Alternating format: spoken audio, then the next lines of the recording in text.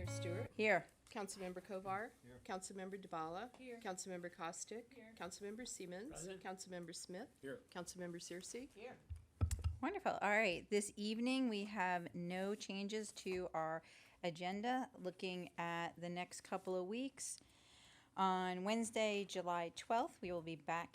Oh, no, that's tonight.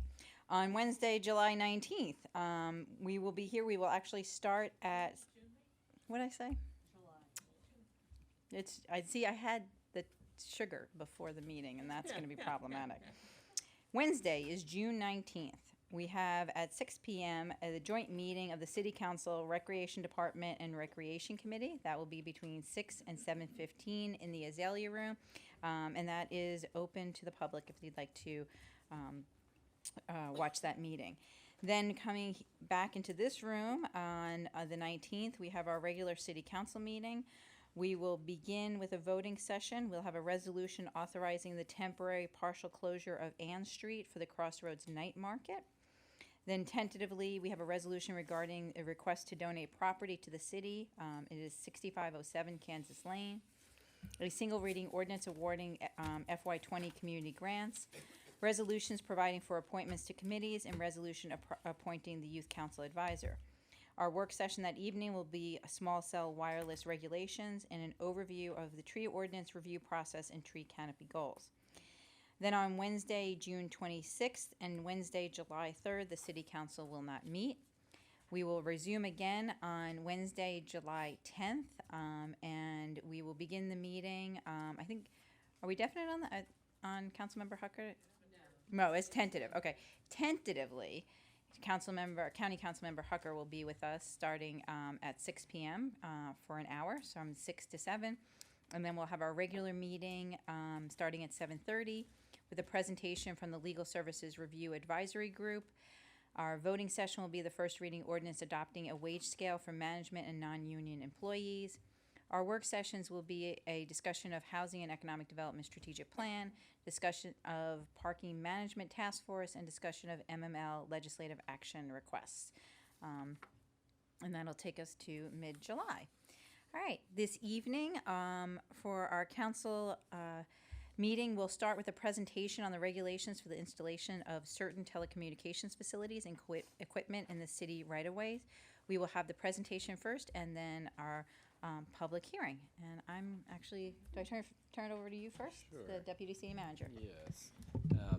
And the screens here are flickering, just so you're aware. I see the presentation up there. But so it's been a little while since we've talked about the small cell towers publicly. And so what we're going to do is kind of a quick recap, and then I'll turn it over to Mr. Mark Del Bianco, who is an attorney, a telecom attorney that we've been working with to help us develop our administrative regulations, and he'll walk through the draft regulations prior to the public hearing. So just a little background, and none of this is new to council, but again, we wanted to quickly go through it to provide some context for where we are.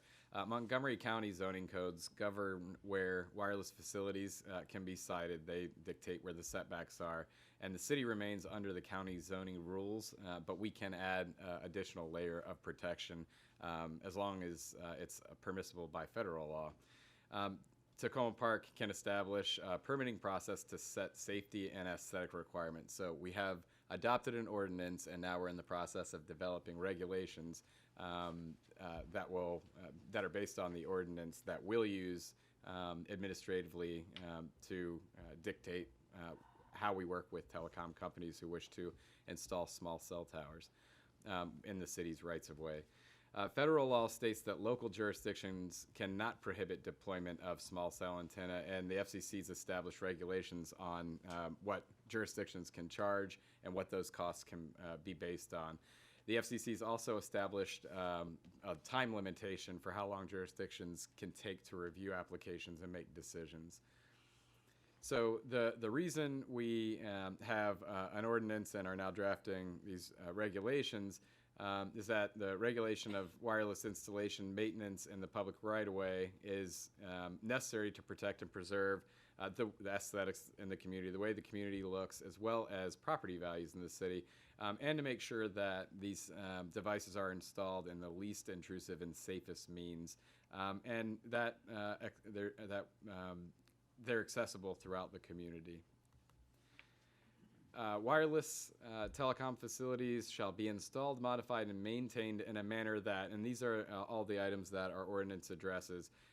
They must minimize risk to public safety and health. They must minimize overuse and installation.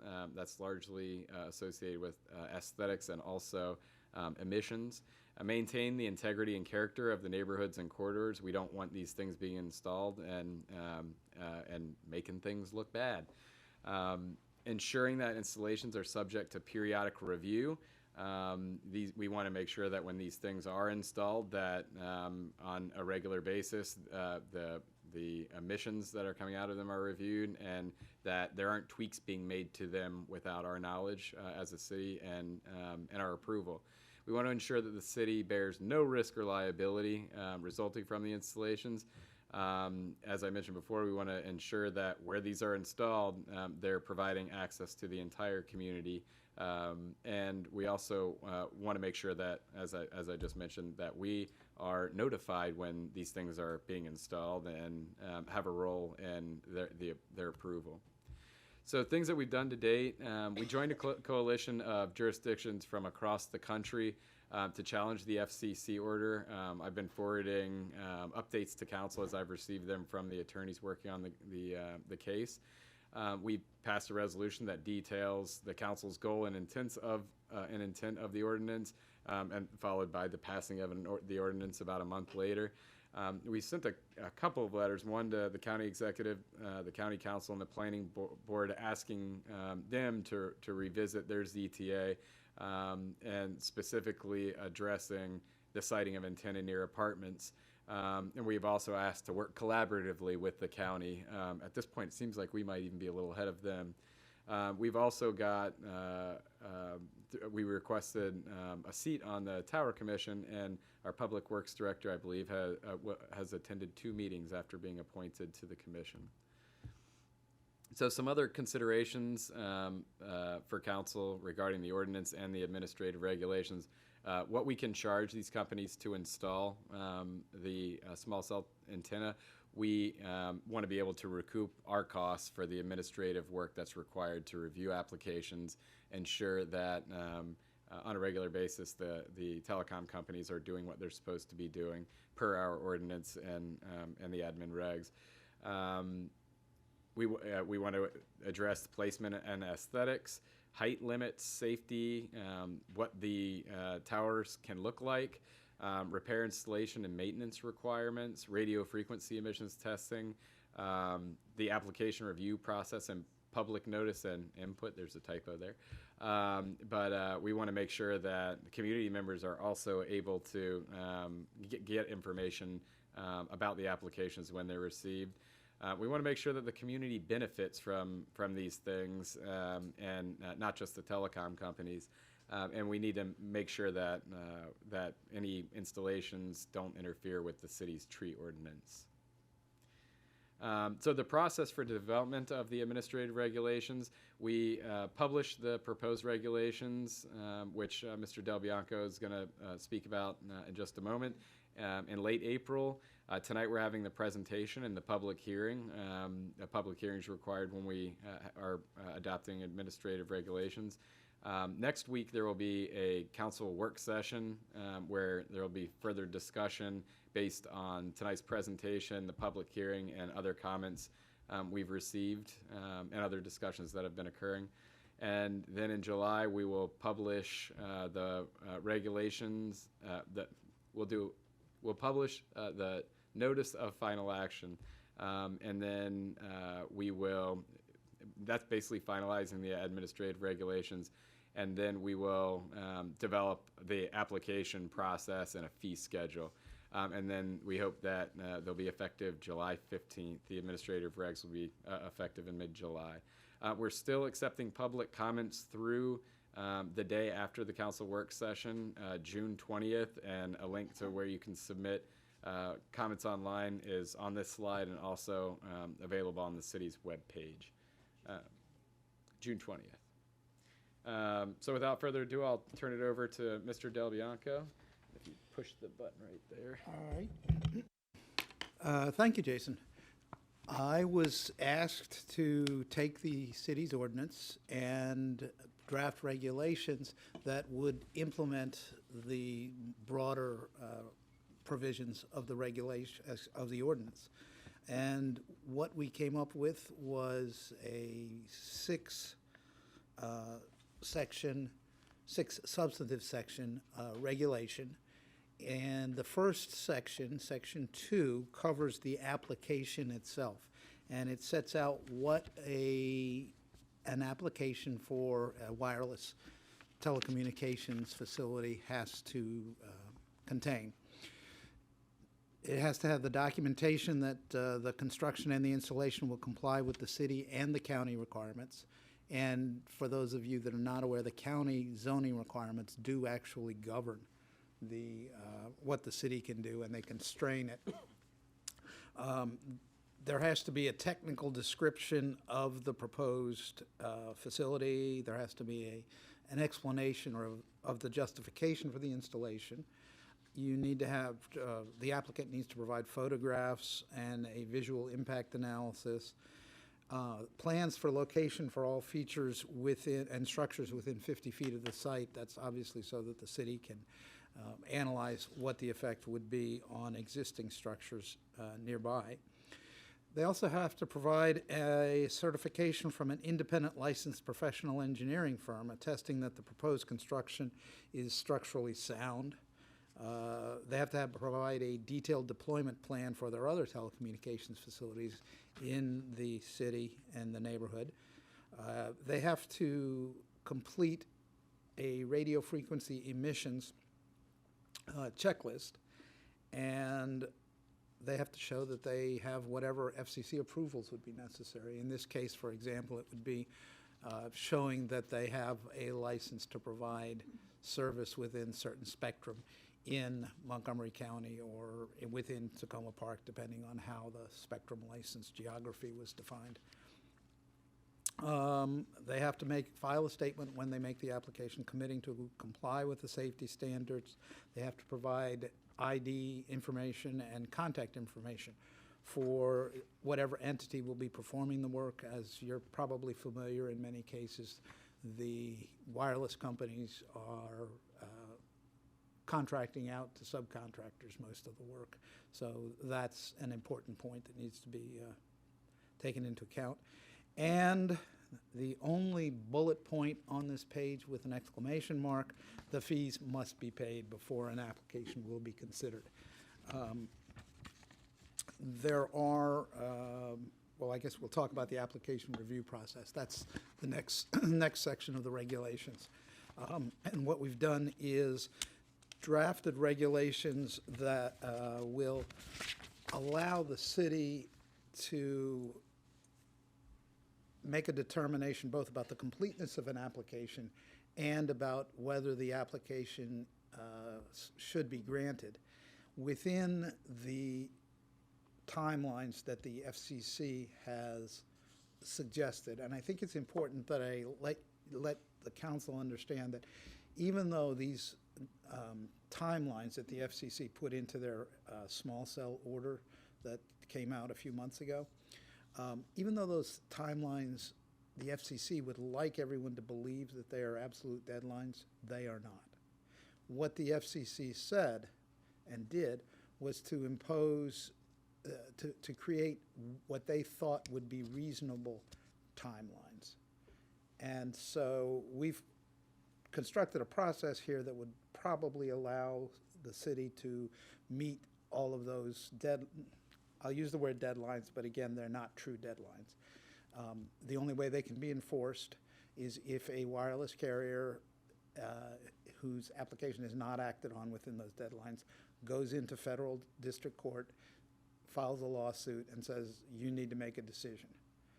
And at that point, the judge can do whatever the judge wants to do, but realistically, that's a long period of time. So even though the FCC said these are deadlines, if there are circumstances that warrant taking longer to consider a particular application, it's not something that you really need to be worried about, because realistically, no wireless carrier is going to sue you if you make a decision, let's say 100 days or 110 days instead of 90 days.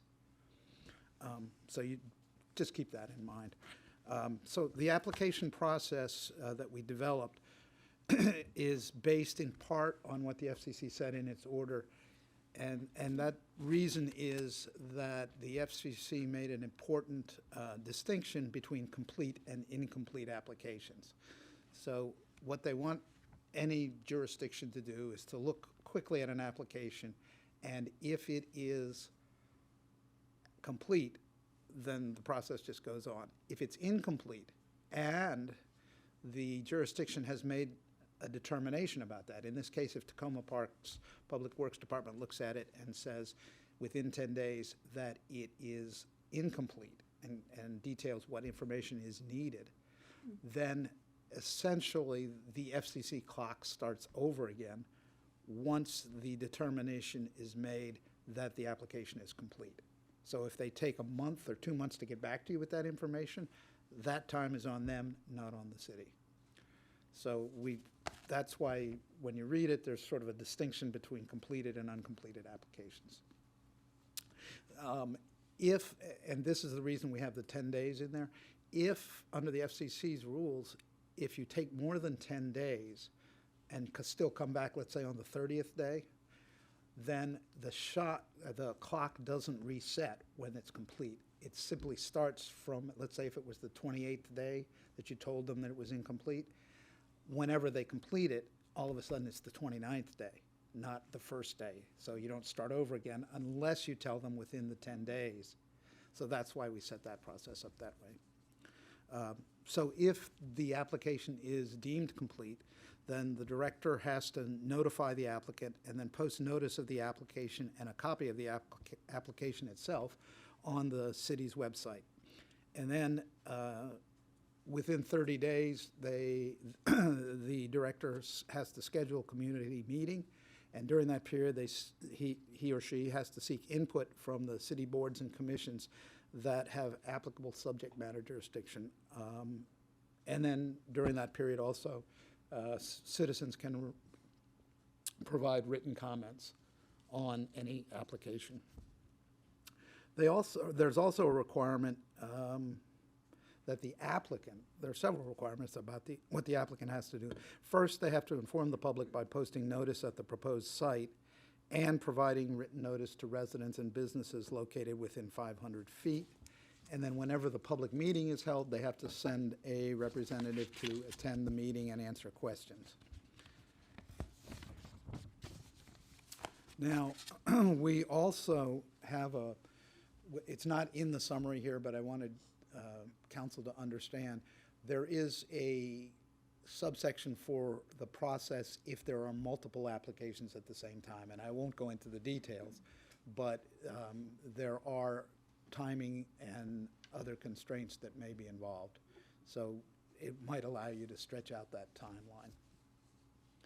timeline. Section 4, which is the next section, governs the requirements for approval of any application for a telecommunications facility. Now, most of these are going to be requests to put a pole, either a new pole or an antenna on an existing pole, and then you'll have associated equipment that'll probably be placed in one of those green boxes that you see around the town. So in order for the director to approve the application, she has to find that the proposed structure complies with the city and the county regulations and the standards, and that includes construction and safety standards. That, for example, would cover making sure that the pole is large enough and strong enough to hold all the equipment. It would cover siting of both the antenna on the equipment, the antenna on the pole, and also the location of the green box or the associated equipment. Now, there is also a requirement that the Director find that the applicant has provided proof of its authority to put the poles, that it has some sort of an agreement with whoever owns the pole to put the antenna up on the pole. You have to have proof of insurance, you have to have documentation of compliance with the federal radio frequency emissions limitations, and I'm sure there will be some questions about those. And then there may be a performance bond that's required by the director, and the application can't be approved until the performance bond is provided. Now, there's also a requirement that the application have been previously approved by the Montgomery County Telecommunications Facility Coordinating Group Tower Coordinator. Not by the coordinating group itself necessarily, but at this point by the tower coordinator, which is the initial step in the coordinating group process.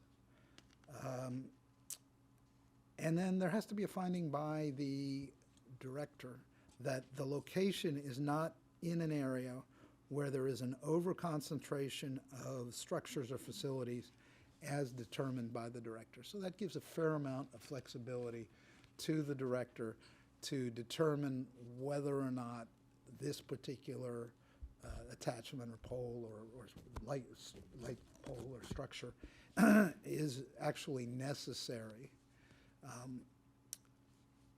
And then there's an additional section that we've not summarized here that would apply if there are replacement poles. In other words, many of the poles, as you're probably familiar, are either too small or too skinny to safely bear the load of the type of equipment that the telecommunications carriers want to put on it. So there may be instances where they're going to have to replace the pole with a pole that's bigger and probably stronger. So that is the process itself. We also drafted regulations governing the fees. And again, something to keep in mind is that the FCC order set some fees, but they weren't, again, as with the shot clocks and the time for application approval, they are not actual caps on fees. What the FCC said was, we think if you have these fees, they are reasonable enough that a carrier will not go into court and challenge them. But they also said that if a jurisdiction could demonstrate that it incurred costs that were greater than those, that it would certainly be able to, under the law, charge whatever its own costs were for processing the applications, for inspecting any of the installations, and for maintaining the right-of-way and the poles or other costs that it incurred in annually in allowing these installations in its right-of-way. So keeping that in mind, what we did was develop three kinds of fees, all of which are permissible under the FCC's rules. The first is the application fee, and pending a determination by the director as to what the actual costs might be, we set the application fee at $1,000 based on input from the city departments as to the amount of time and cost they would incur in a typical application. The other two types of fees that are permissible are the annual right-of-way maintenance fee and the right-of-way usage fee. And what we did for the right-of-way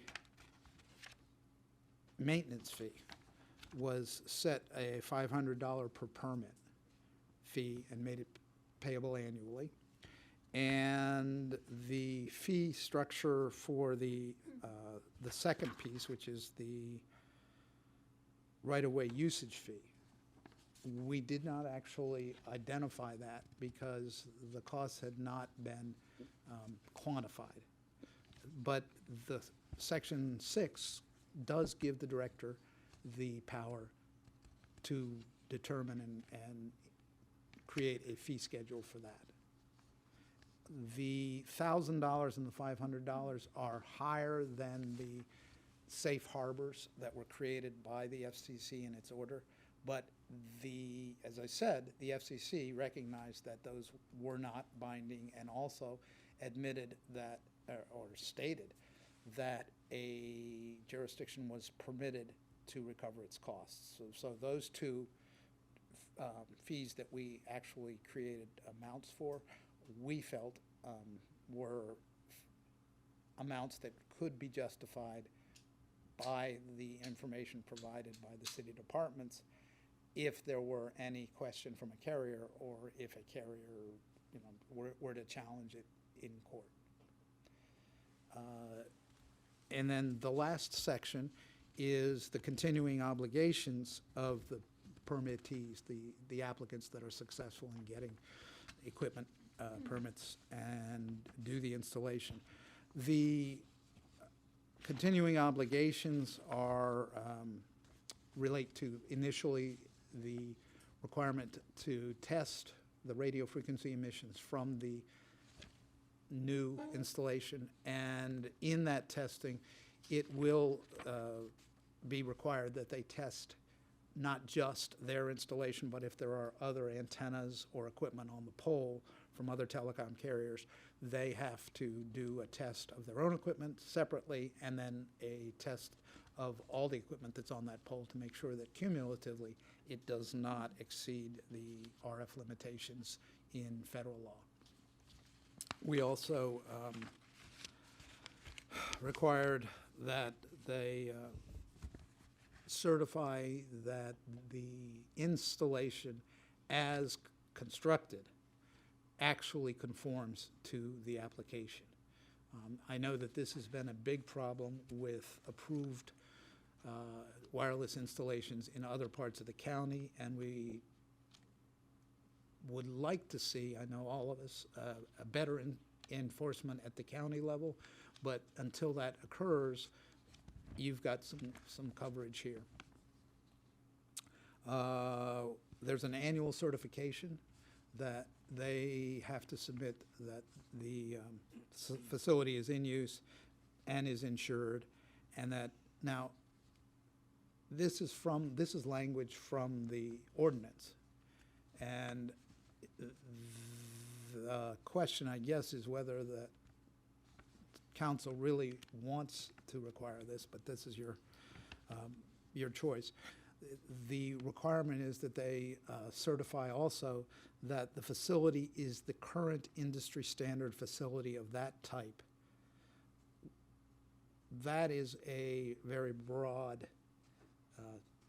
description, and if that gets to be an issue, you might want to talk about how you could enforce that, I guess is the way I'd say it.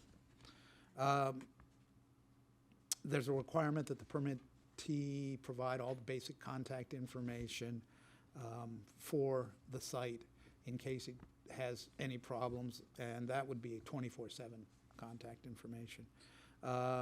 There's a requirement that they respond within 2 hours to any emergency involving their equipment on the pole or in the green box nearby. And then there's just a couple of other requirements related to keeping it in good repair and fulfilling all the requirements of code section 11.12. I think that's it. I think we skipped one slide on aesthetics. Oh, I'm sorry. That's the where one you're- of concern. Yeah, the reason where you we're also going, print out. yes, what happened was I printed it out, grabbed it off my printer when I was coming over here.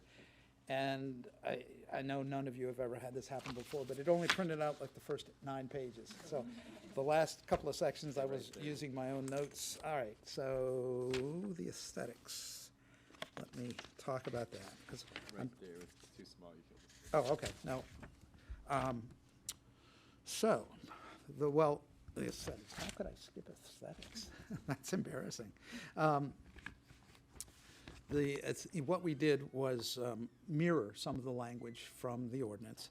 And so the structures and the facilities must be situated, screened, shrouded, or concealed to maximize public safety and minimize visual and acoustic impact. We set it so that the color and the finish must minimize the visual impact. Basically, there is discretion for the director to try and match particular color schemes for a neighborhood or a commercial strip or something to what already exists. And there is a specific requirement that there not be any metallic or silver finishes on any of the equipment. So anything other than an antenna and the wiring from the antenna has to be in an equipment cabinet. The equipment cabinet can be mounted on the pole if the pole is strong enough to hold it, and these are issues that would be covered by the director in a particular application. If it's not on the pole, it has to be in an equipment cabinet on the ground, and then there are regulations about the size of the equipment cabinet. Each individual one has to be less than 15 cubic feet, and the total on any particular pole or associated with any particular pole, because they'll be on the ground near it, could only be 30 cubic feet, which means you could have two different carriers' equipment cabinets, or if you had 3 carriers, 2 of them would have to be sharing a cabinet.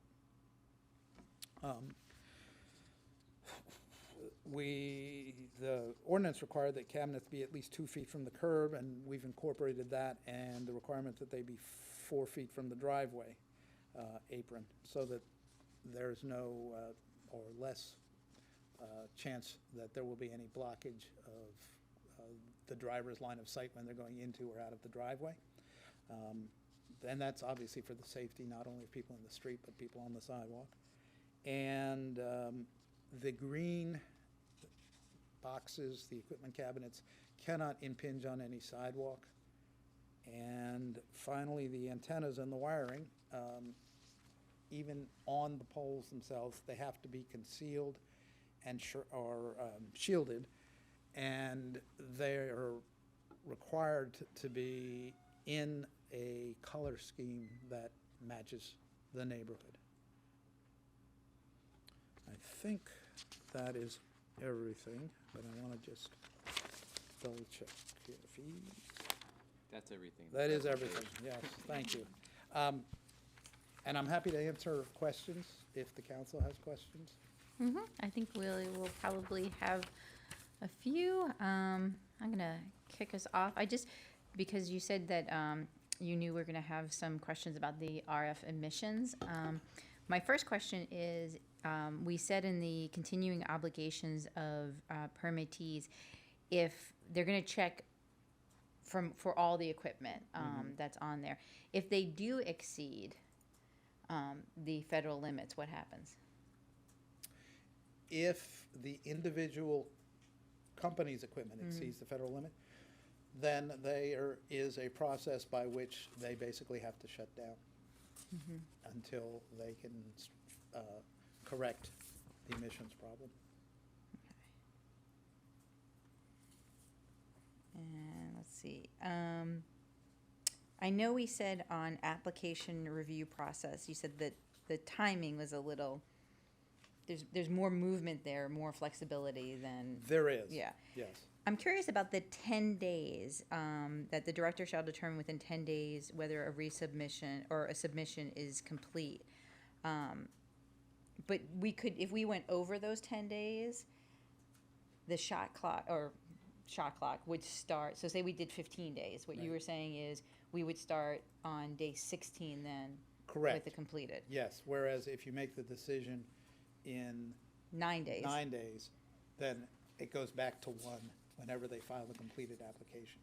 It's not, I don't think it's going to be a huge issue either way, but by saying you would try to do it in 10 days, that puts the department in the mindset that they're going to act quickly to preserve your rights. Admittedly, if shot clock, if you did it on the 28th day, and then the shot clock ran, and then the decision, as I mentioned, would be up to the carrier as to how they wanted to proceed. They could come in and say, okay, we're on day 91, but it's not worth suing, let's try and work out a timeline. Can you tell me you will have a decision by day 100 or day 120 or whatever? And if they don't want to do that, they could go in on day 91 and they would have the FCC's interpretation backing them up because it would be day 91. On the other hand, if you had done the application in the first, if you denied the completeness of the application in the first 10 days, you might only be on day 75, so they're not going to do anything. Okay. That's, All right. Any other questions, clarifications at this point? Councilmember Kovar? Thank you, and thanks for all the work on this. So on the question that the mayor just asked about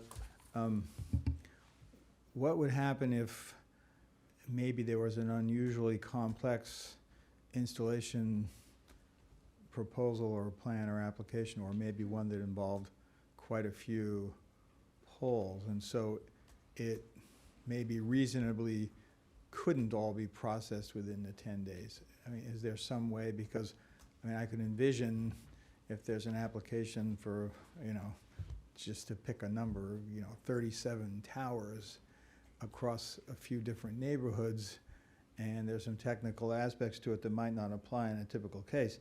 That might take more than 10 days, but for an especially complex one that could create problems, I'd sort of rather not have us have the shot clock sort of be shooting ahead when it doesn't have to. I'm not sure if I'm asking that exactly right, but. yes, I understand the question, and we actually had some fairly lengthy discussions about this issue because a multiple applications at the same time raises not just issues of use of city resources and so on, but also raises issues about fees. And in both cases, we put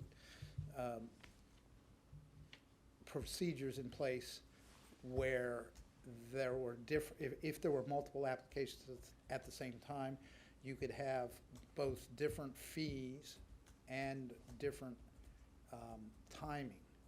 But the question, I guess, is how does that affect what the FCC might do?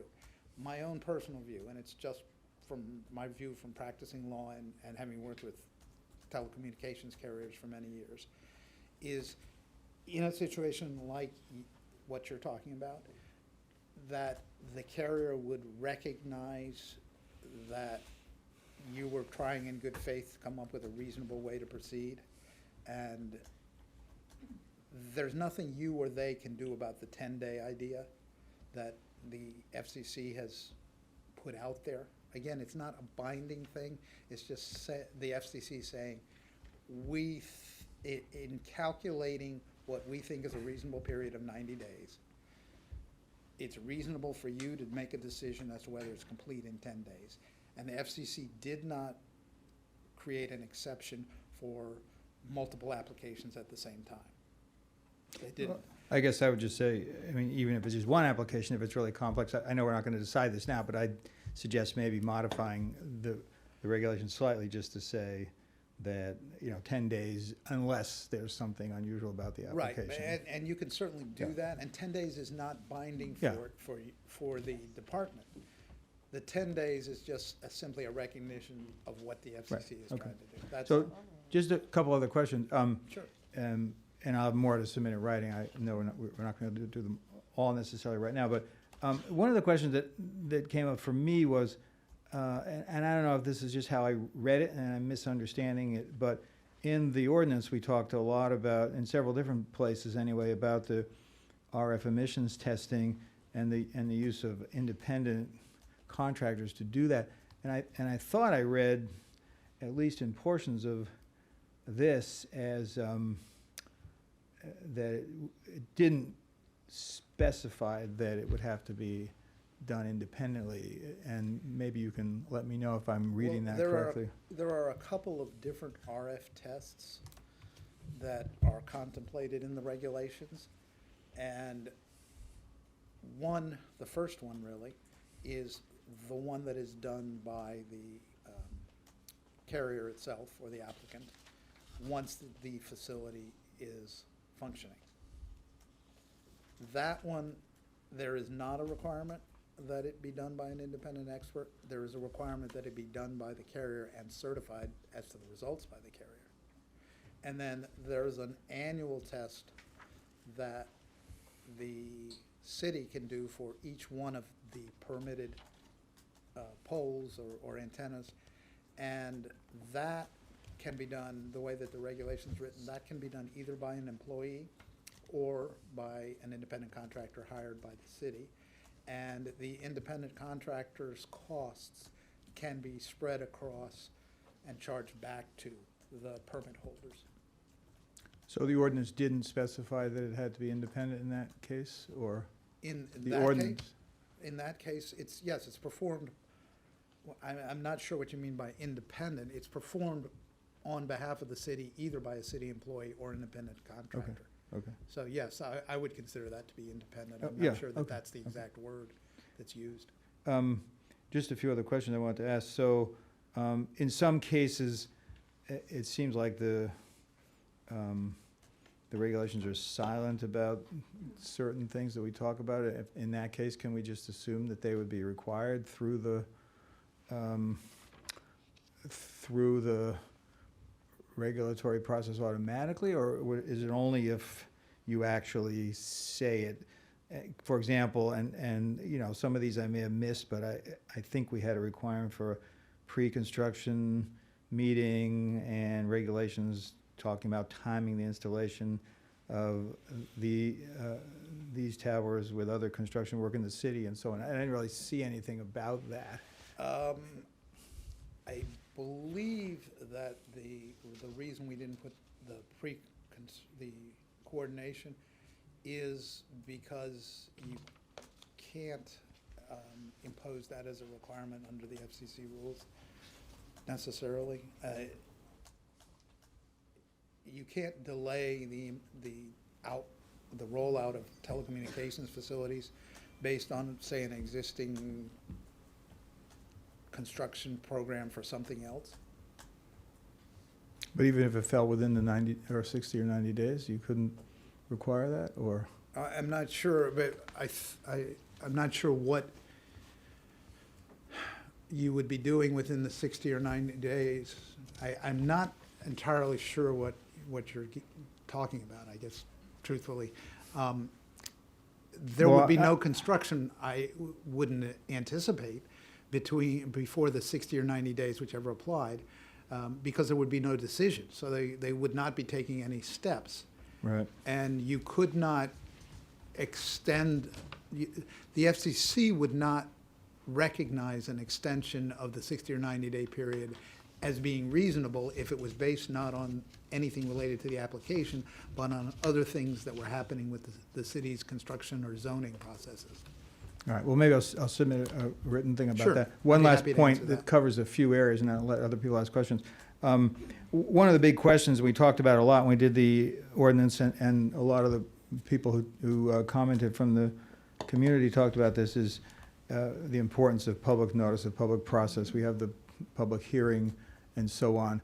And so a few questions emerge from that. One is, when an application is submitted and it is not complete, so let's say it's submitted and Public Works says you need these other documents, and they say it within 10 days, and so another 3 weeks happen before the application is complete, I'm thinking that it could make sense to have some notice, maybe on the city website, when the initial application comes in, as opposed to, you know, waiting the 3 weeks or however long it's going to be, so that people in the community know what's happening. Again, particularly if it's a multiple one.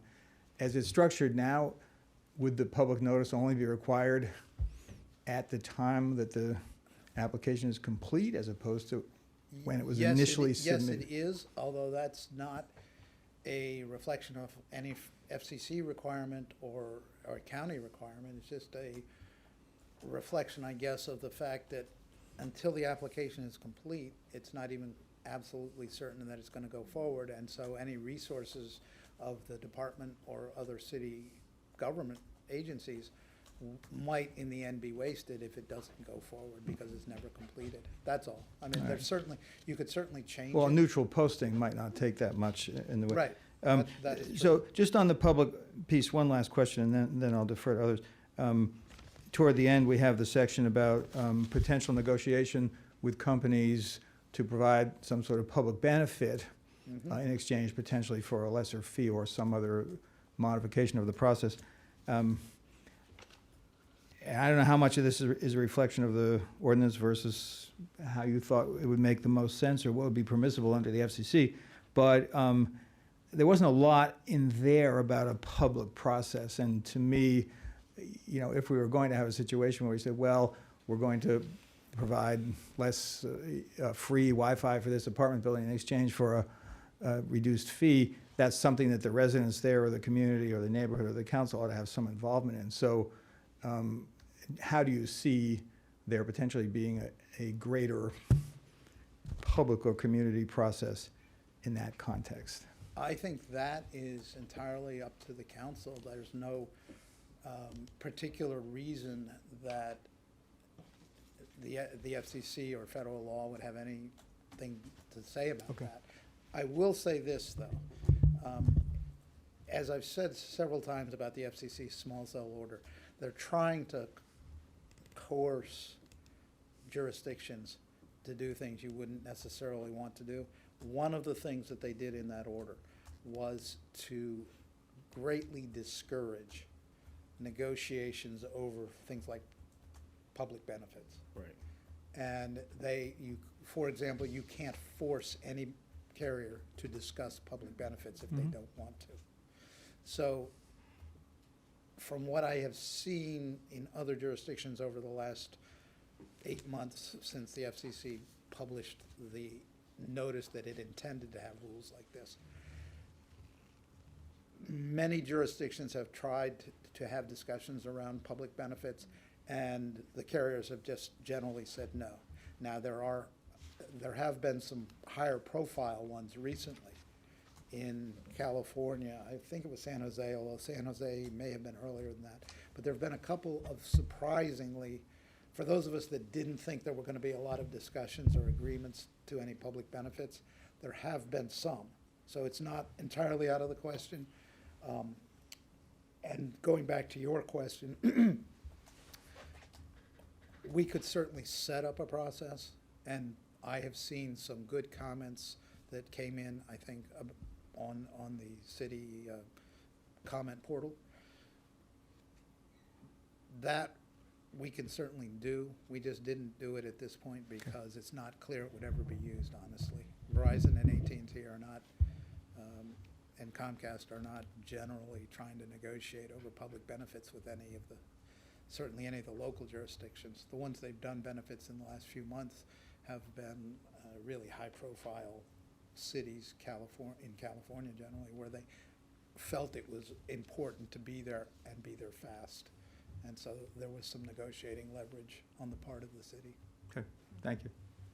Councilmember Smith. Thank you for being here this evening. I just want to step back and drill down on the right-of-way usage fee. And you said that that's going to be determined. What would be the best way for city staff to get a sense of what would be a fair market fee that we could charge, one? And two, is there anything preventing us to have like an annual escalator, like inflation?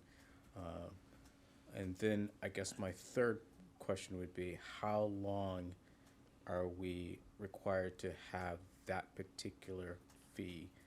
Can we come back like 5 years, say, well, $500 isn't enough, we need it to be $700, and do we need to show some justification increasing that fee? I have several answers. There is no time limit.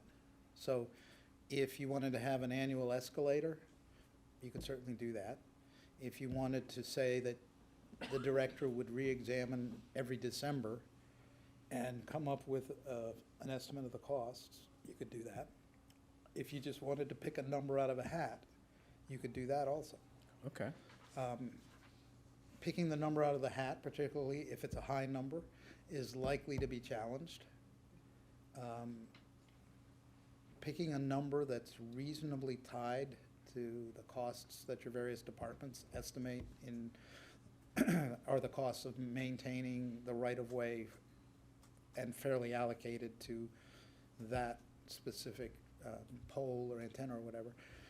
I would caution that if you're only imposing a right-of-way usage fee on the carrier's equipment, that might be subject to, more likely to be challenged than, and if you were imposing some sort of right-of-way usage fee to everybody that was putting equipment in the right-of-way. So that would include Pepco. Yeah, if you were Pepco, let's say if you're not charging Pepco a usage fee, and then it's their poles, Right. then if you were challenged, and again, there's nothing in the FCC order that says you can't do that. It's just a question of if you're challenged by the carriers, are they likely to win on some kind of discrimination argument that you're just trying to make it more expensive and time-consuming and slow roll them as opposed to anyone else that's making use of your right-of-way. So if you have right-of-way usage fees for, and I don't know whether you do, for other users of the right-of-way, like Pepco, like Comcast Video, whatever, RCN, then it would be easier to defend. And I would also say that the size of the fee is going to be a calculation for a carrier. If it's a $500 fee and they've only got 15 or 20 antennas, it's not going to be worth them trying to challenge it. If it's a $5,000 fee and you don't have any similar fee imposed on other industries, yeah, because they might not want to have, it's not just the money there, it's that they might not want to have an example out there for other cities and counties around here. Good, So- thank you. One other question. You talked about the construction of, the sites on telephone poles. It's my understanding that there has to be like a grid that these sites have to be connected underground. And I didn't see in the regulations anything about excavation. If they do have to do that, how do they replace, our sidewalk streets after they've dug them up and then, install their equipment, connecting it to the other poles? I Right. just wanted to check in with you on that. My understanding, you're correct, there is nothing in there about excavation. My understanding, based on the discussions with staff, was that everything is above ground in town. So, for example, if Verizon, Fios, fiber, there's no actual grid per se. What there is you need to have electricity to run the equipment, and you need to have optical fiber backhaul. In other words, you need to carry the signals back to a central point where it's distributed and you're connected to the internet here and the phone system there and so on.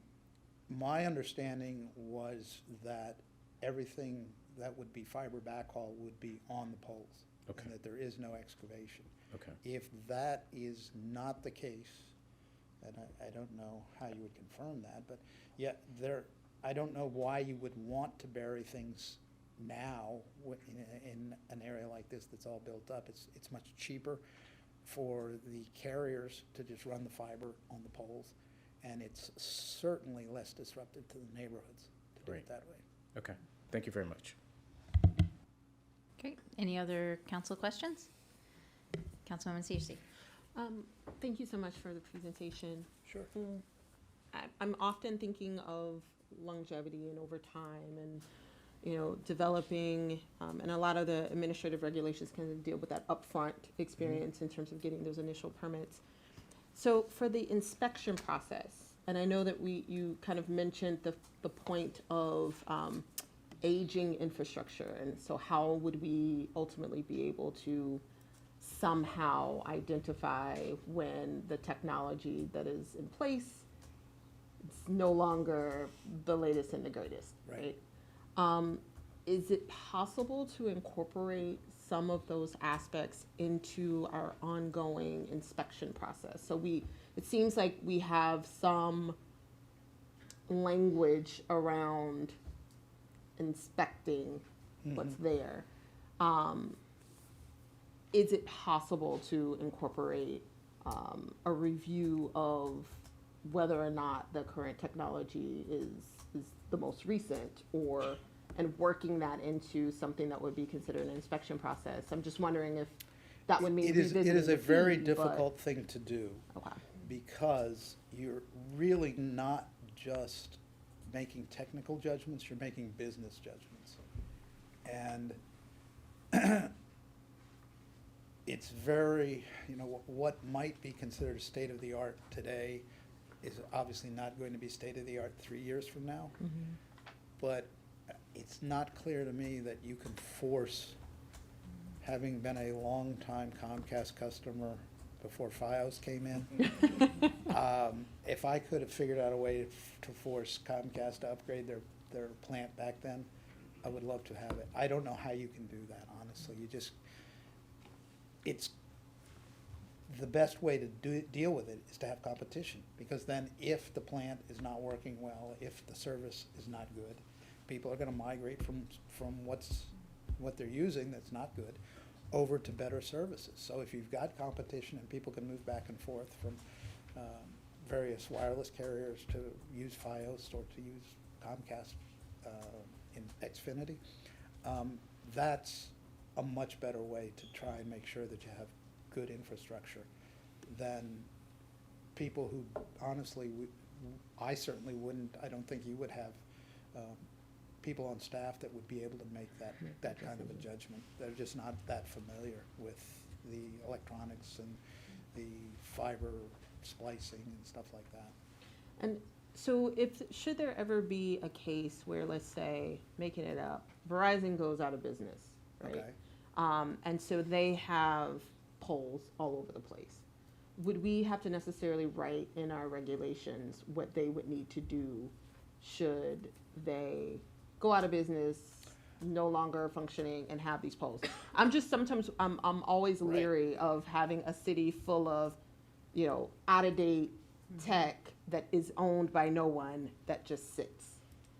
So would it be necessary for us to think about adding some clause that if there, for some reason, some implication in terms of what they can whether or not they will continue to maintain ownership or change in ownership, or if there is some, heaven forbid, business issue that would ultimately result in them no longer needing and planning to maintain the tech, that they would remove it. Okay, so you're less talking about a service issue and having update for the best equipment.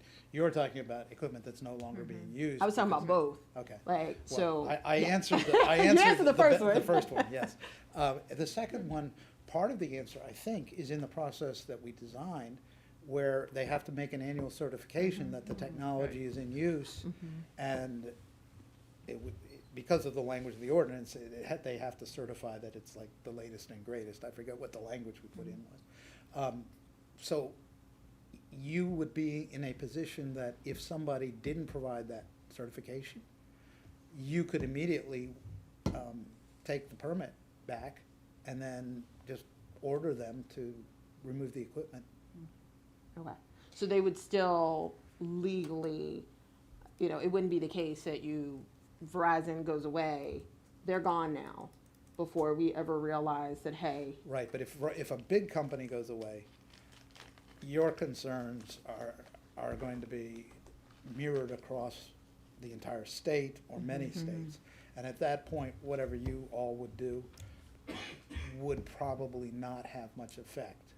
It would be the state PSC telling them to rip it all rip it out. all out, okay. Or whatever. They'd be in bankruptcy, and essentially they would ignore whatever you tried to do. yeah, yeah. Great. Well, we are going to have a work session next week, and I know members of the public are here, and I'm just looking at the time. And so why don't we move on to the public hearing tonight? I know people signed in, but Ms. Cordis, I know you had requested 5 minutes if you want to start first.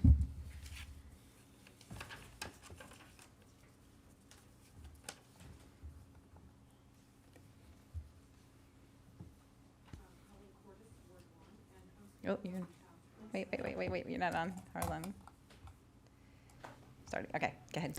I'm speaking on behalf of Community Vision for Tacoma, so thank you so much, Mr. Del Bianco. We're so glad that Tacoma Park has retained you and that you're part of this process. Thank you so much. So we have submitted, Community Vision for Tacoma has really been involved in this issue since having organized a teach-in at the beginning of the year, and we've also tried to really help residents become involved in the process. So we really hope that the council will look very carefully, and Mr. Del Bianco, that you will advise us all about how many of those recommendations we made would be possible, because we have really tried to be as creative and as focused as possible on maximizing the public interest. And so that's why we're trying to come. We feel like the FCC has preempted authority and has pushed cities, local governments, and states about 3 inches away from our nose. They put a line. And so we think it's really urgent for the council to take the lead now in guiding the staff to get right up to that line, take that full 3 inches at least, because that's obviously, you've been backed up in a corner and you need to take all of your power that's available. So everything that's legally possible that maximizes public interest, we urge you to really be assertive in this process, because it's a council. We're all, the residents are counting on you to be really assertive here, to say, well, what about this? What about that? Why can't we do this? And so we have a lot of suggestions here that are in that spirit. What can we do to maximize the public interest? And we know that the county council, I think it's BB&K, the attorney, has urged localities to really make sure you take your time to be as complete and as strictly setting regulations and ordinances that really do address the public interest as much as you can. And we feel that this really will benefit the companies in the long term if you really take your time now to do this right. You may not be able to meet that July 15th schedule because you're just now getting into the nitty-gritty, and we're talking about, this has never been published in the newsletter, so you're only going to get the last public comment on June 20th. I don't know how you can get this printed in the newsletter for July on that kind of schedule, and still really make sure that you've got something here, because residents are really concerned about this. We know you cannot do an ordinance or regulations based on health concerns, but we all know that the research is building about the health problems connected with wireless and with coming 5G. And we all know that property values are absolutely going to be affected by this. And we also know that the FCC restrictions, the standards for RF emissions, are woefully out of date. There's so much evidence of that. We know that there are lawsuits. So again, we think that this is the time to be really careful. And again, I think it's in the interest of Crown Castle and Mobility and the carriers and Pepco for you to really do this right.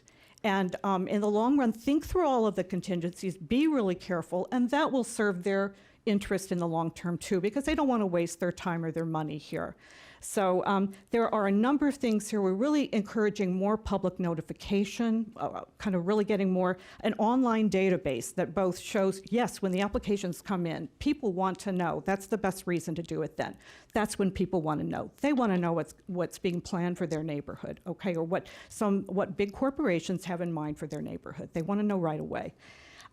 Also measurements of actually give the measurements of what the RF emissions are, what they're projected to be beforehand with the application, what they are after the installation, and what they are annually when the city measures them. So don't just say they checked off, yes, they did it.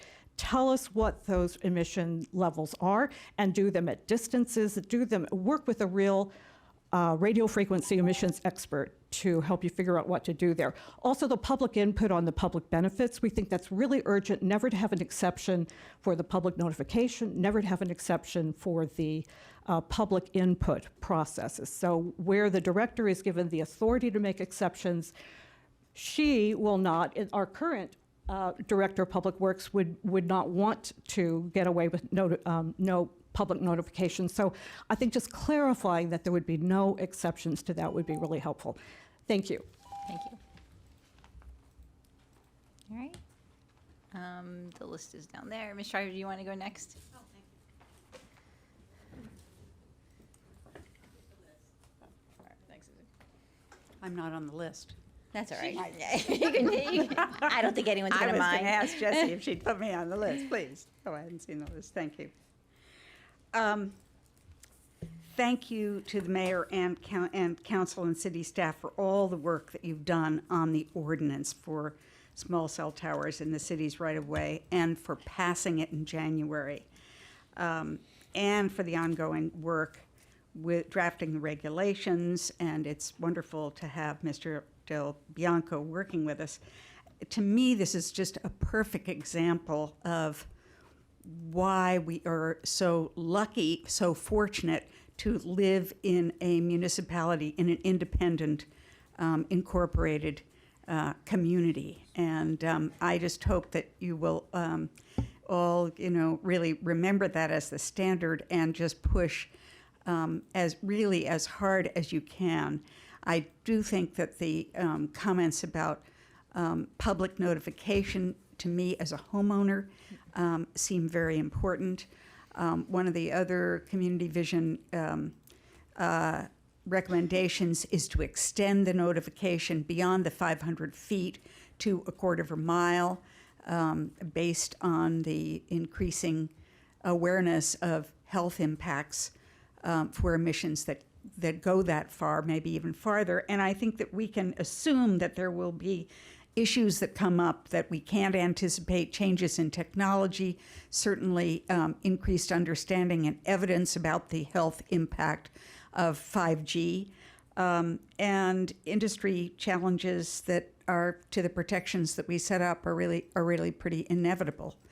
One, perhaps this seems minor, but when you talk about the color of the boxes or whatever there might be, driving around the city, you can look up and see this, in some places, a real tangle of wires, of cable wires. And so I hope that there'll be some specific requirements and maybe fees imposed to make sure that there aren't looping wires and or big boxes that are that block out sight lines of traffic signals, of street lamps, and all that kind of thing. So those little details, when you're a resident, end up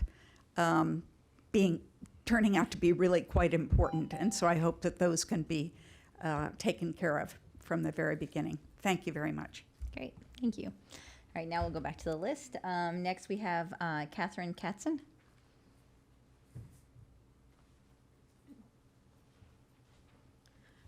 Hi, I want to echo what the last two people said, just thanking the council for all your work and thanking you, Mr. Del Bianco, for all that you've done.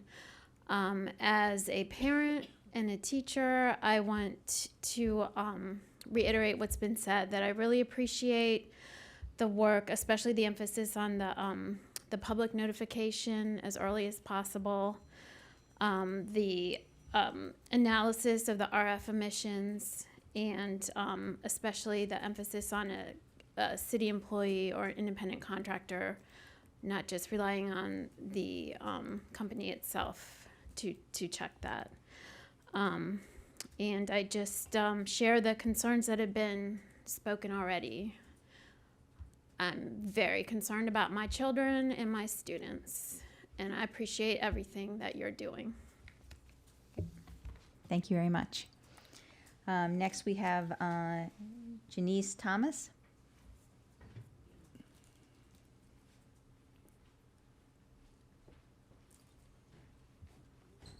Good evening. My name is Janice Thomas, and I'm a representative of Verizon Wireless.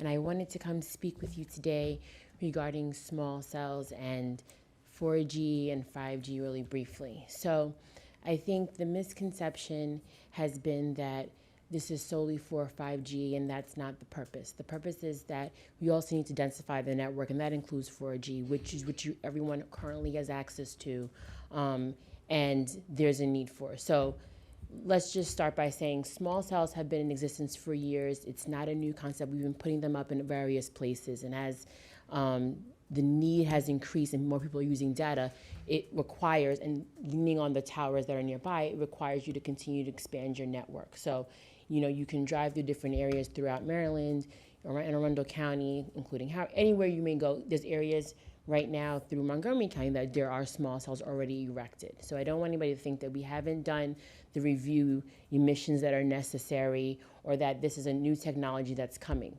5G is the newer technology, and in order to do that, you still need 4G. It's a handoff situation. It's not that now that 5G is ushered in, 4G goes out the window. That's not the case. And also, as it relates to the size, the nature of small cells is that they're small and they're supposed to be discrete. So they go into the backdrop of your community. As I was driving here today, I noticed there's tons of above ground utilities, but you have transformers, tons of wires. And while we're talking about small cells and your focus is on what it would look like, I even have pictures with me, it really is a cylinder often on top of a utility pole, and that's it. Now, typically I'm driving through your neighborhood. I came down Dale and came down. When you come, there's poles on there that have primary and secondary power, so there's several lines. Now, while you may say let's try to have less poles and put everybody on one pole. You got to remember, when you put everybody together, the taller it has to be because there's clearances, and then you have the clearance that the utility company Pepco requires to make sure you're not in their space. So as you think of, well, maybe the answer is to just. I saw a reference in your guidelines about having more than one carrier on a pole. When you do that, that can work in some areas, but you're also extending the height because each carrier it needs their own space and for clearance. And then you also have to be mindful of that it is provides electrical service. So as I'm gonna wrap it up right now. So I welcome the opportunity to speak to you further in further detail and educate you on what's feasible, what we can work with. This is not, well, this is what we have and this is how it has to be. But I want to make sure that I'm educated on what you need, Verizon Wireless, and that you're educated on what we can do to accommodate you in terms of what your aesthetics are for your community. I thank you for your time, and hopefully you reach out to Verizon and we can work outside of this meeting. Thank you. Thank you. Thank you, Ms. Thomas. Sorry. Now we have Nathan Campbell.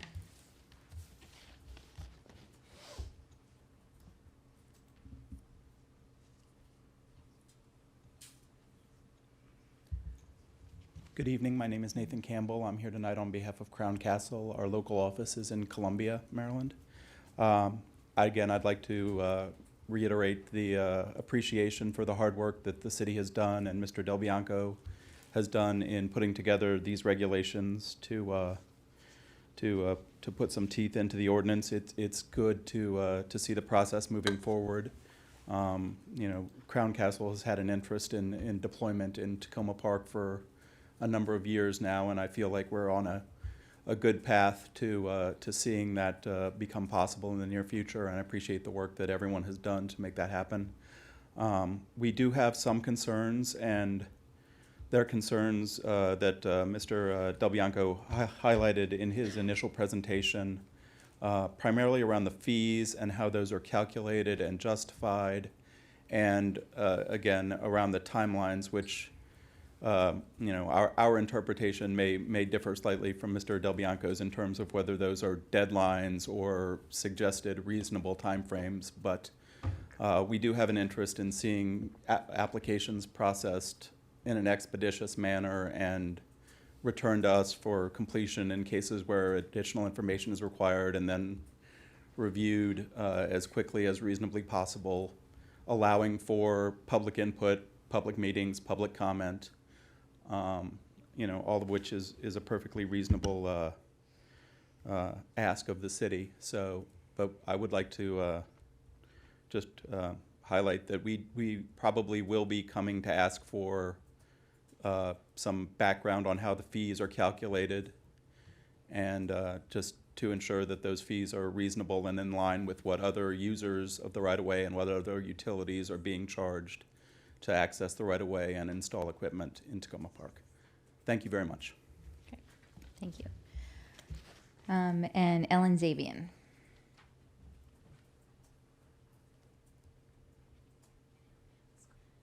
I wasn't planning on coming down, but then someone said something that intrigued me.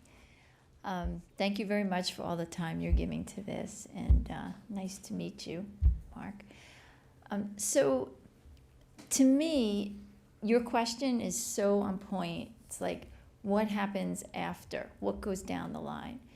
And what I've seen in contracts is if a merger happens, if a bankruptcy happens, if an acquisition happens, that clause can be in place. So I don't know if that's permitted to be in the code.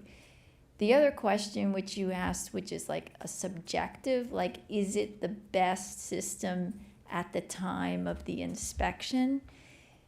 To me, there must be some type of objective standard that is graded maybe on an annual basis or every 6 months by a think tank or some outside third party that you could tie your standards to. So often if you think about rent can't be increased more than X APA standard. And so the more you can connect things to objective standards, the less likely you'll get into this gray subjective area. Thank you. Great, thank you very much. Does anyone else want to speak during the public hearing? All right, seeing no more comments on this. Just as a reminder, we do have a work session on this next week, right? Is it next week? Yes, I think it's next week. And so if members of the public or the council have additional questions, you can submit them. Mr. Del Bianco already has the community vision comments, and we'll be working on this some more next week. So thank you everyone for coming. I just want to say thank you to Verizon and Crown Castle, and I would just say, as I said, I think the last time Mr. Campbell was here, I don't believe Ms. Thomas was here, but you're right, I think she left, but someone can tell her. We do have a lot of orphan wires and looping things, and we try and get Verizon, Comcast, Fios, everybody to come in and take them down. And one of the reasons we're spending so much time on this right now is because we're tired of that, and we, some good faith effort on the part of the companies to actually come in and take them down would really go a long way right now. And I know I said that probably 8 months ago when you were here, and I'll just put out a plea again because there's just more of those wires. As more and more people go wireless, there's a lot more in our right-of-way. So, all right, we will move on now to public comments on voting items. We have Mr. Blanco, you're done. Sorry, you don't need to, unless you just want to stay. I just want to say thank you very much, and we'll be talking, but I'm just going to make you part of the council. Thank you. Our voting session tonight, let's see, we have a consent agenda that includes a single reading ordinance approving a contract for the 2019 Lunch and Learn program and a single reading ordinance approving a contract for mentoring services. Do we have any public comments on either of those? All right, seeing no public comments, we'll move to our voting session. Would someone like to move the consent agenda? So moved. Councilmember Smith, do I have a second? Councilmember Siemens. Because there are single reading ordinances in our consent agenda, I'll ask the clerk to please call the vote. Councilmember Kovar. Aye. Councilmember DeBala. Aye. Councilmember Costick. Aye. Councilmember Siemens. Aye. Councilmember Smith. Yes. Councilmember Searcy. Aye. Mayor Stewart. Yes. All right, now it is time. We're only 9 minutes late for other public comments. Are there any other public comments this evening?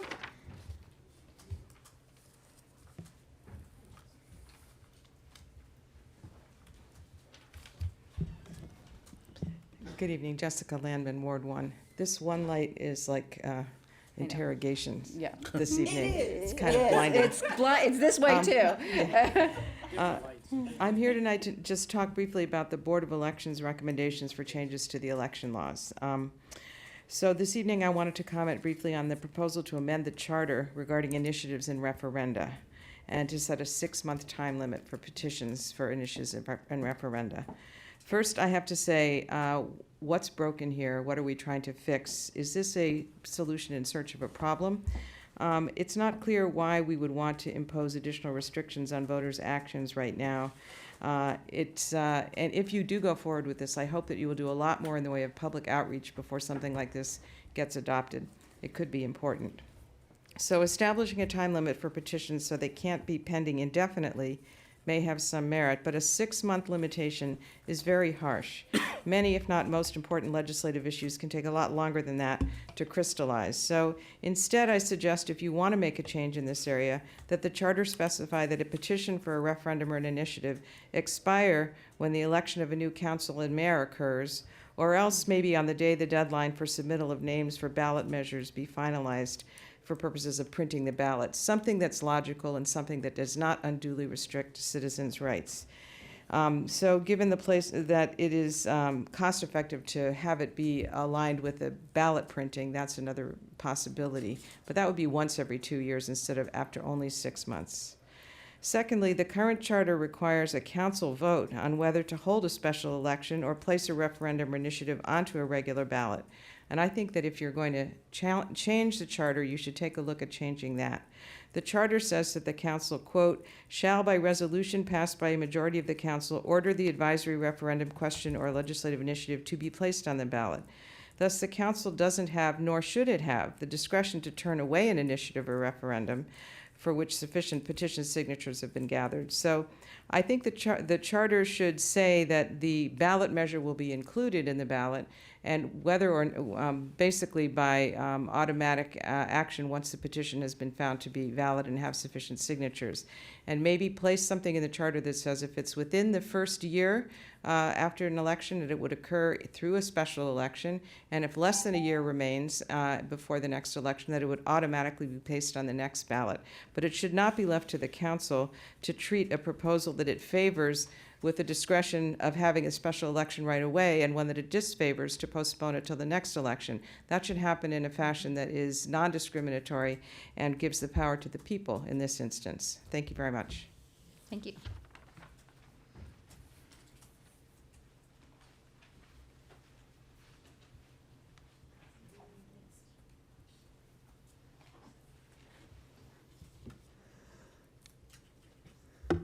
So my name's Jackie Moore, speaking for myself. I live at 7005 Aspen Avenue.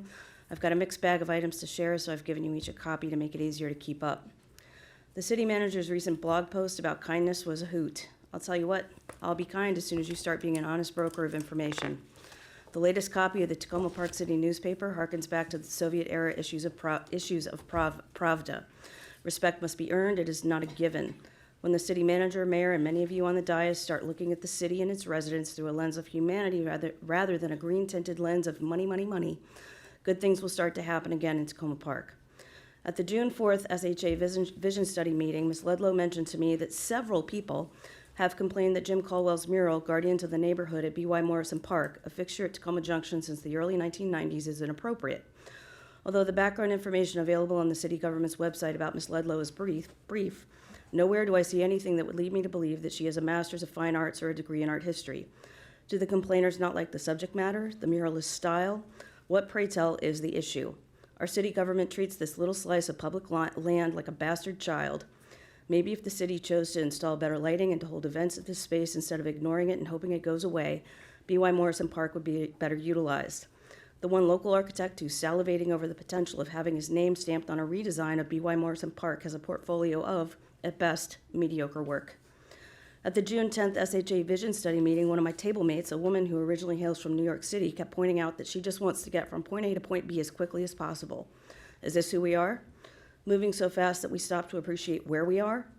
The small contingent of people in Tacoma Park who seem to be on the payroll of neighborhood development companies seem bent on upending the authenticity and neighborhood fabric of the eastern part of the city.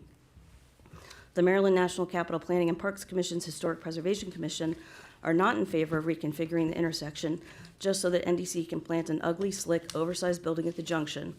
While reconfiguring the intersection might mean that Mayor Stewart gets into fewer fender benders when getting in and out of her neighborhood, a reconfiguration would also open the door to a widening of Maryland Route 410 that would mean the destruction of homes and a little something called traffic inducement.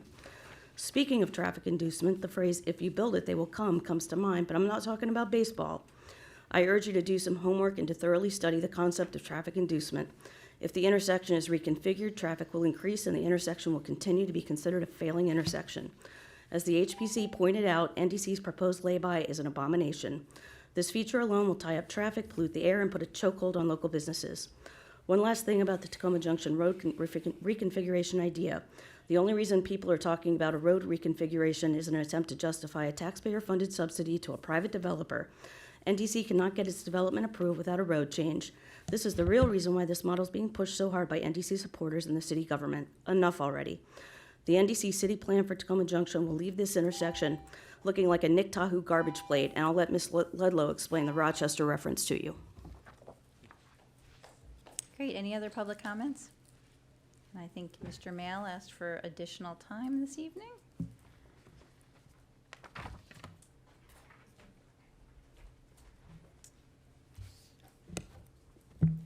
Thank you, Mayor Stewart and members of the council. It's good to see you all tonight.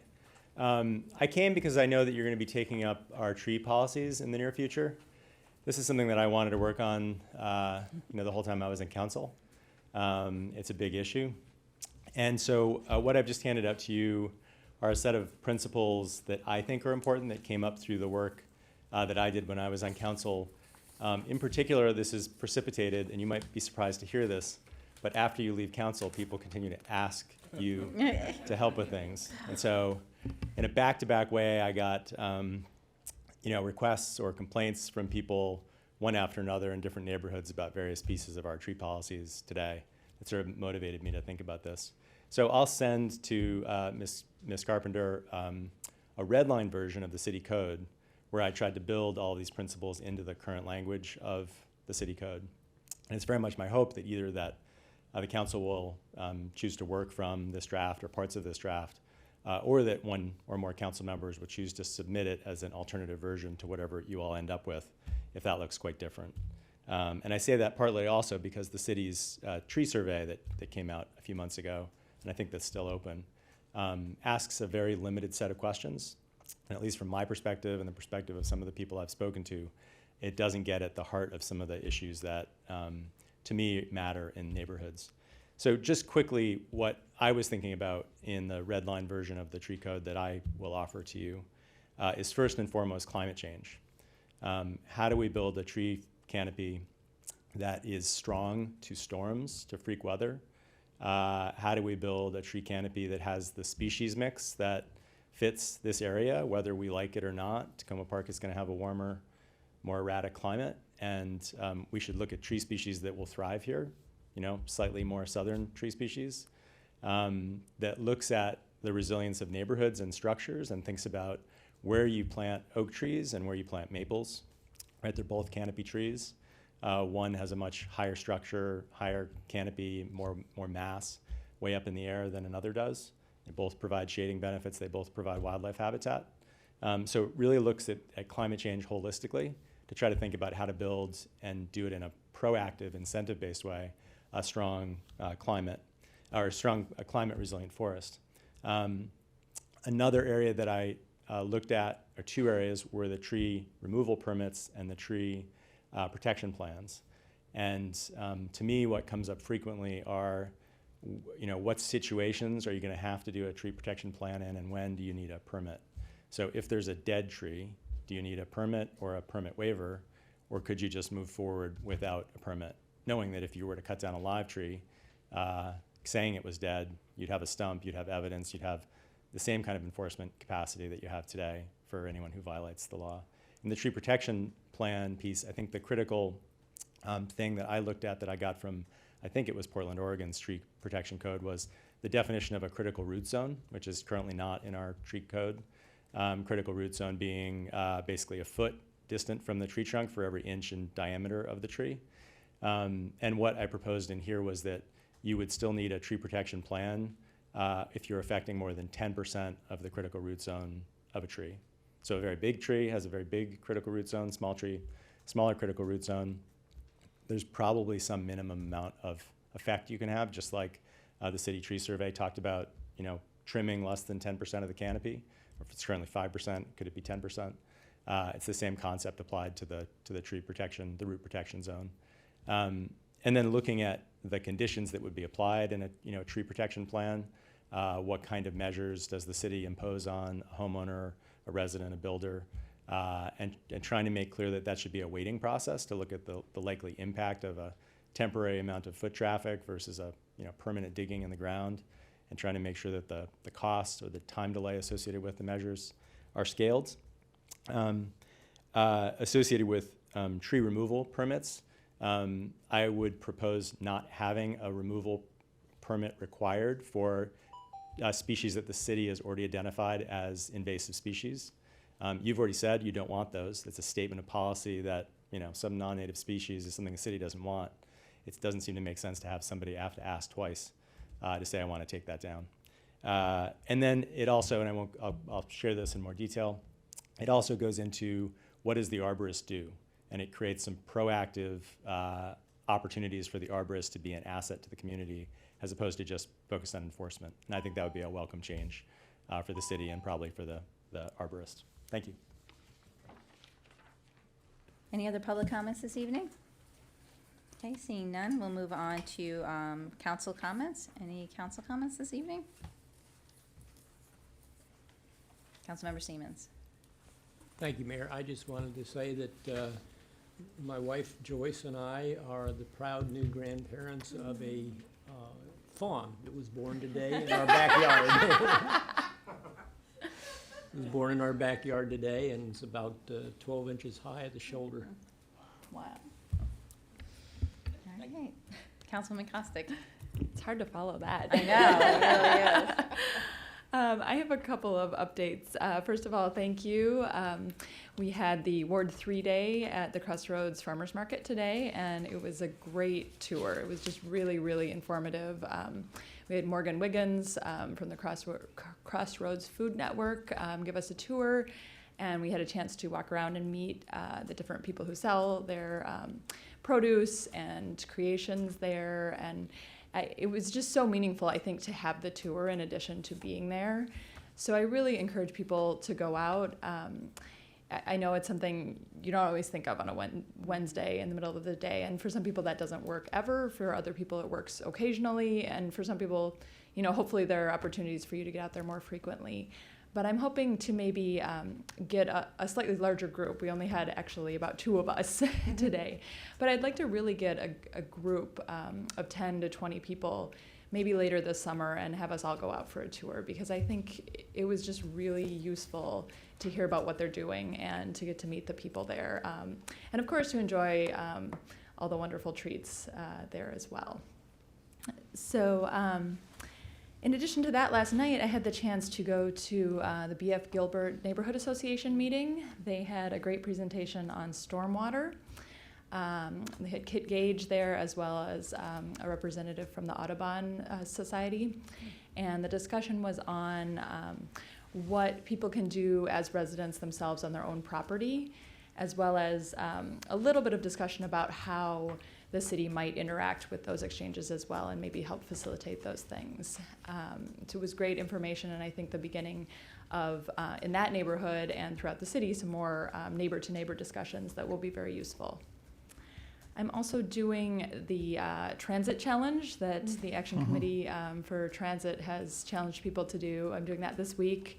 There are 5 county council members doing it, as well as 3 county planning board members. And it's been another good experience. I did it in March, and it's always interesting to challenge yourself, I think, to not use your car at all for a week, because I think many of us use transit regularly or walk when we can, but to really make it a conscious point and to think about it. So today I think my step count is up pretty high. It's been a busy walking day. A couple of other items briefly. I appreciate it looks like the city manager is going to provide some updates on the proposed piano project. But I'd received some comments from residents in particularly the Wacko neighborhood with some concerns and questions. So it'd be great if we can follow up on some of those and get some answers. And then finally, I just wanted to update people a little bit on Eastern Avenue. As many people have noticed, Pepco has repaved most of Eastern, and it's a significant improvement. I just was in contact with DC Councilmember Brandon Todd's staff about what we had hoped to do another neighborhood meeting to discuss Eastern.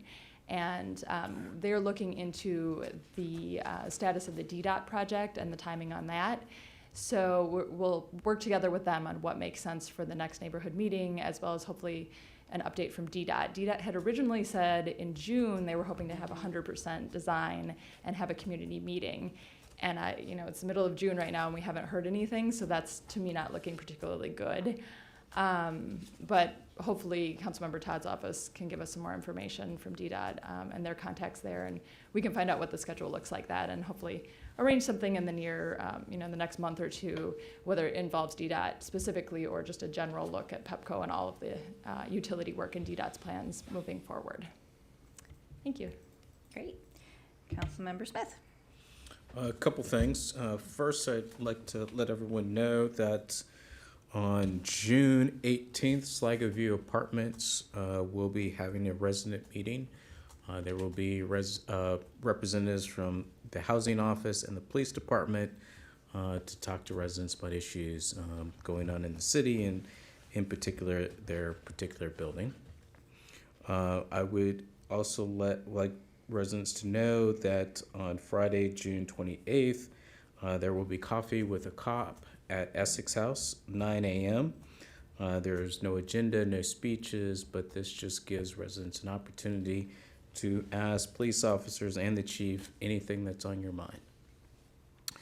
I would like to thank the fire department, police department, the management company for CPDC Essex House Apartments, our own Grace Wiggins, for all the help and services they provided at the fire on May 31st. It was a very serious situation. It seems like mental health is becoming an issue in our city. There are more and more incidents occurring. So I just want people, if you see something, if people need help, please reach out to members of our staff. Call 911. Our police department is trained in dealing with these type of crises, but this was a very, very serious situation, and it could have been much, much worse.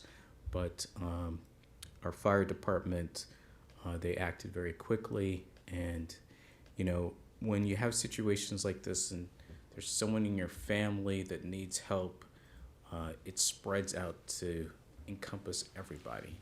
So, people are evicted, people need to find services, what happens to people's furniture, their belongings.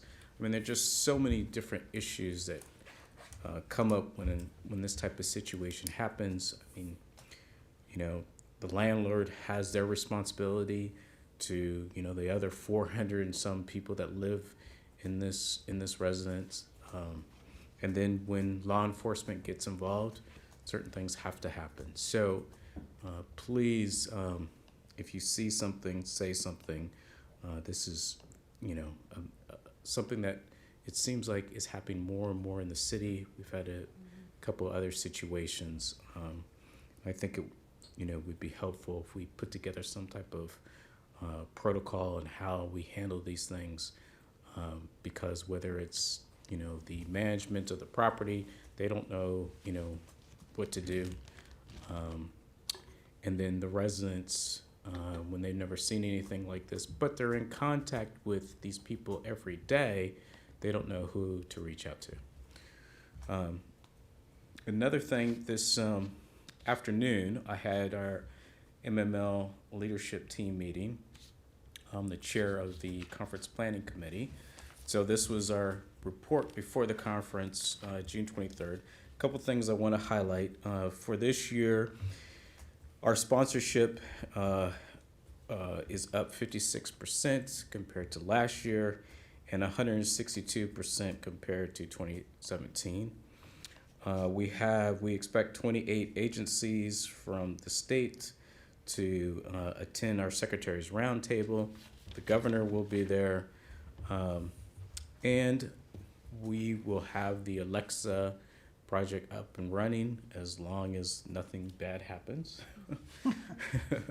It is being coded now, so that what is happening, municipalities, jurisdictions around the country, Alexa is being coded so you can ask questions about what's happening in your municipality. When is the folk festival? Alexa would be able to tell you that. I need to pay a parking ticket. Alexa could, handle that transaction for you, but it has to be coded. And so the Maryland Municipal League, through the CPC staff, we've tried to make that happen for the association. And so hopefully we'll be able to roll that out to the 157 municipalities in the state, but it is happening across the country already. And then finally, we have a social media campaign. So if you're on Twitter, please just take a minute to retweet some of the tweets about the conference. Thank you. Councilmember Kovar. Thank you. I was happy to hear Councilmember Siemens' comment about the fawn. I think the parents might have had some of the early dates in my backyard. A couple of things unrelated to that. We've dealt with the bicycles, the dockless bicycles. I've gotten some reports, and maybe this is something we could check on.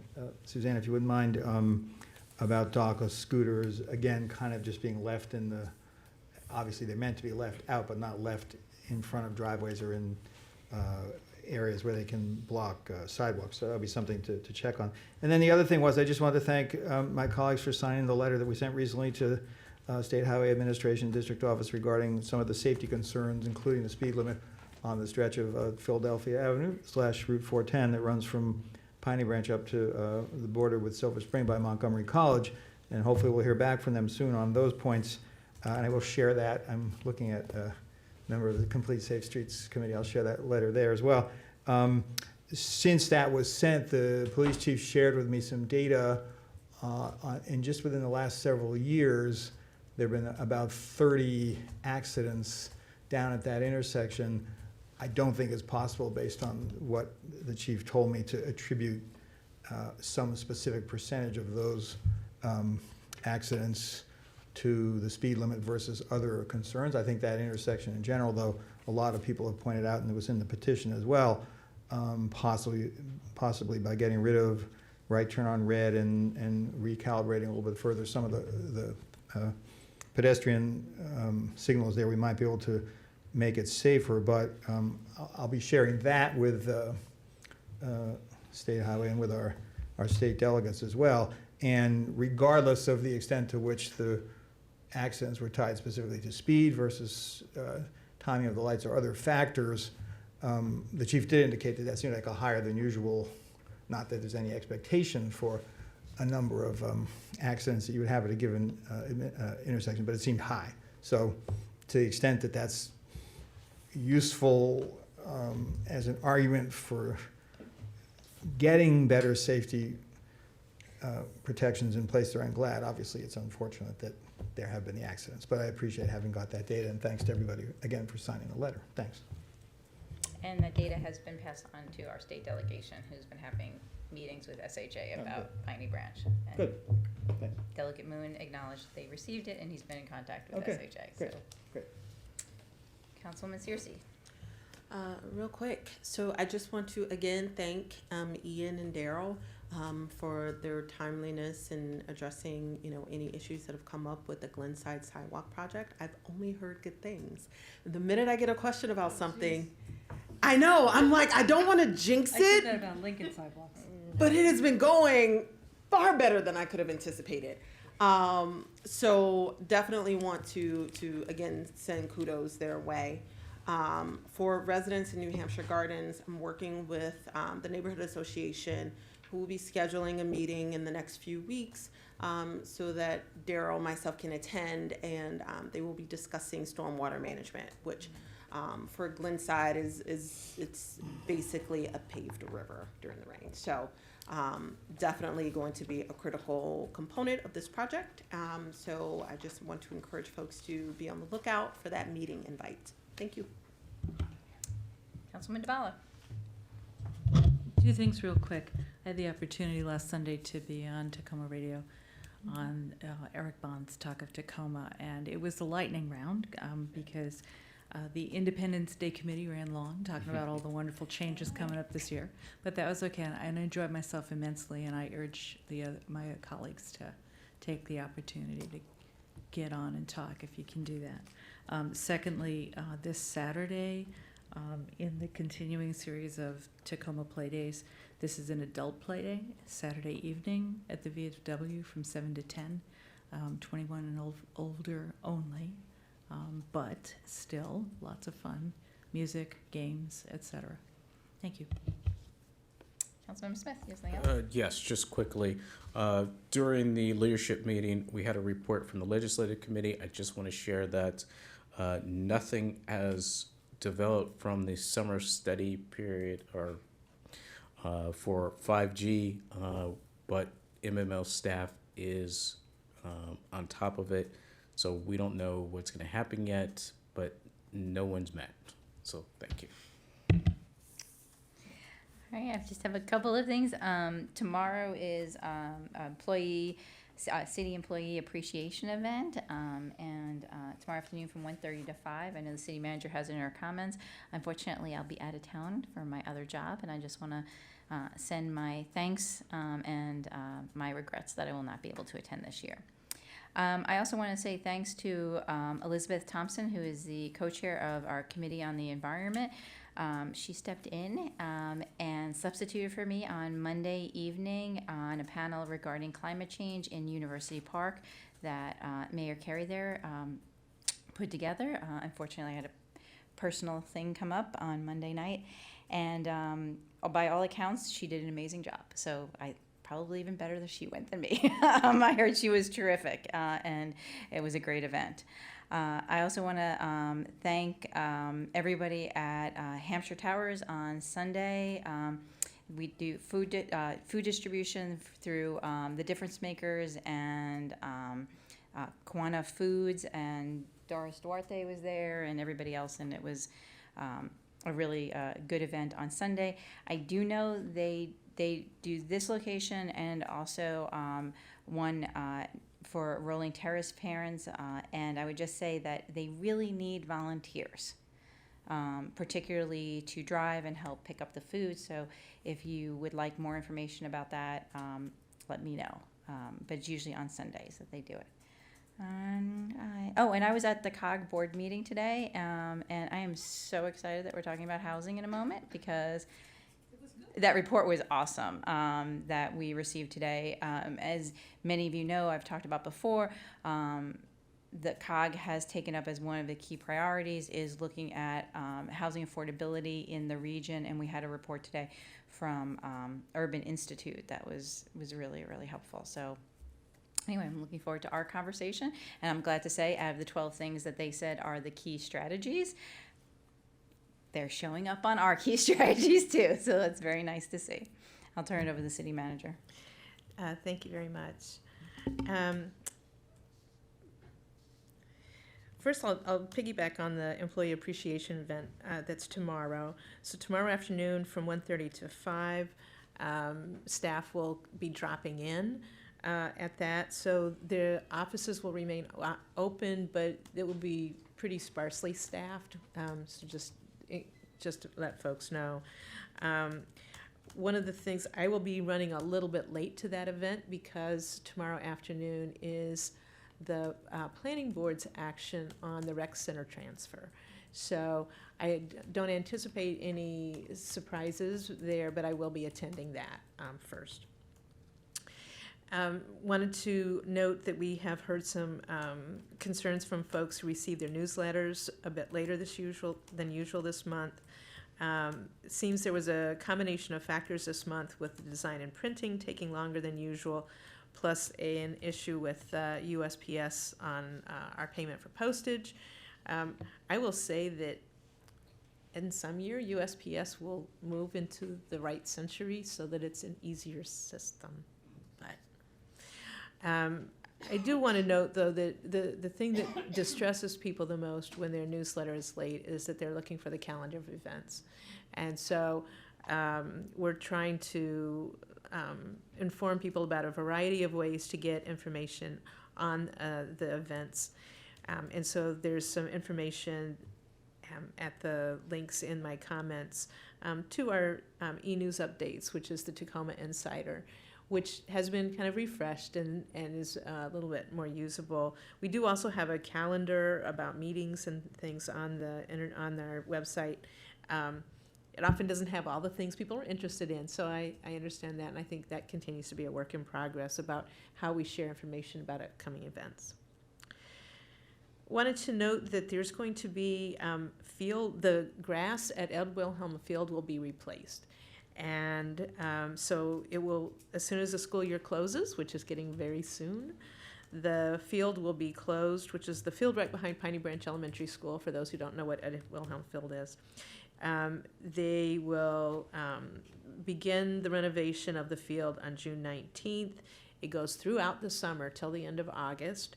We're hoping that the decompacting of the soil, the use of natural Bermuda grass, and improving the irrigation efficiency will make it a much hardier, better field. And and as it notes here, all services will adhere to the Safe Grow Act. So we.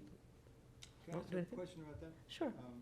So the various athletic and other activities that would normally be there, are they just get farmed out to wherever? Yes, but there's not a whole lot that was scheduled, and we've been in coordination with the folks that do use it. The problem is that when the field is not in good shape, people can't safely use it. I'm not urging that it be used under the current circumstances, just wondering. Yeah. There've been a lot of conversations. There's a lot of conversations, but I think we're at this point.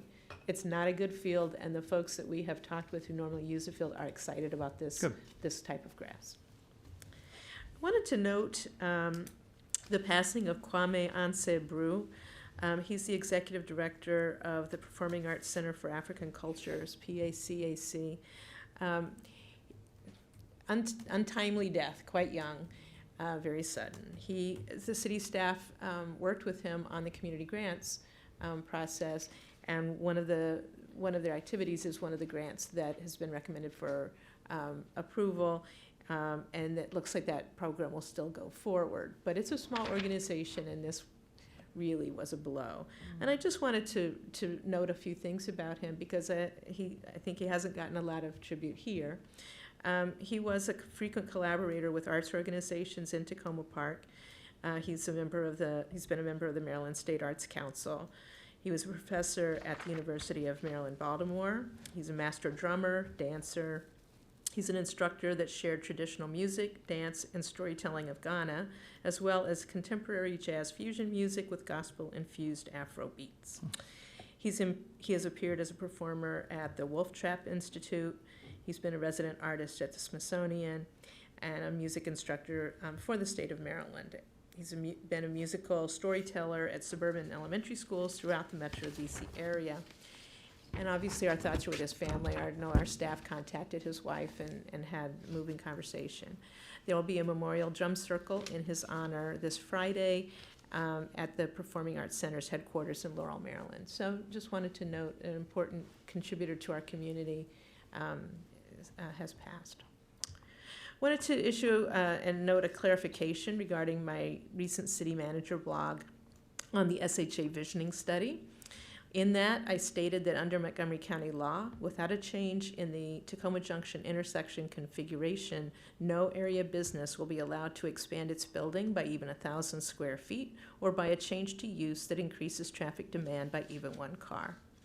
Want to note that that is correct under the county's development review standards because the traffic volume has increased to such an extent that any development that would trigger a traffic study would mean that a significant alteration to the intersection would be required. So that applies to all of the small businesses in the area. However, it is possible that the planning board could choose to override those standards and permit a development without the intersection changes. So I wanted to note that. Alternatively, it's possible that the traffic volumes could decline over time so that intersection improvements are not required. And obviously, there's background readings, there's the future development of the hospital, so there are some things that could change. Wanted to note the public piano music and art project. There's been some discussion among council members and some neighborhood folks. As part of our public music and art initiatives, we're hoping to have the city join an international street piano program.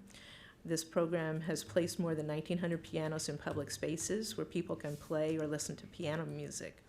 It would provide an opportunity for local residents to share their musical talents with the public. We have received one donated piano and have been discussing placing it in the gazebo on Carroll and Westmoreland. We've secured a permit from Montgomery County if we pursue that. The Richardson School of Music has agreed to sponsor an opening concert and have some of their students and teachers play. Members of the public would also be invited to play at the concert. If the project moves forward, a concert most likely would occur on a Sunday afternoon in July so that people visiting the farmers market could hear the music. One feature in this proposal is that the piano could be painted by an artist or artist team to add a public art element. A sign would be posted on the piano stating that no playing is allowed after 9 p.m. and art staff would work with the police department to address noise complaints. The piano would have no amplification.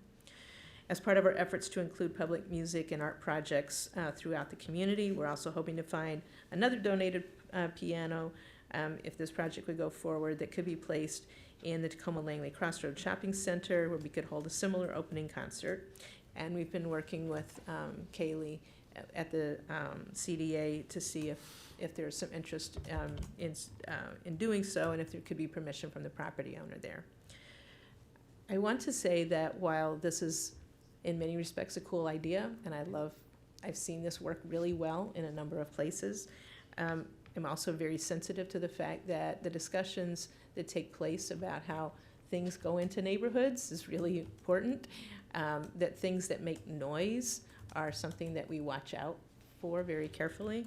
And so I don't quite know the process at this point of how this gets a kind of a decision to say yes or no or different.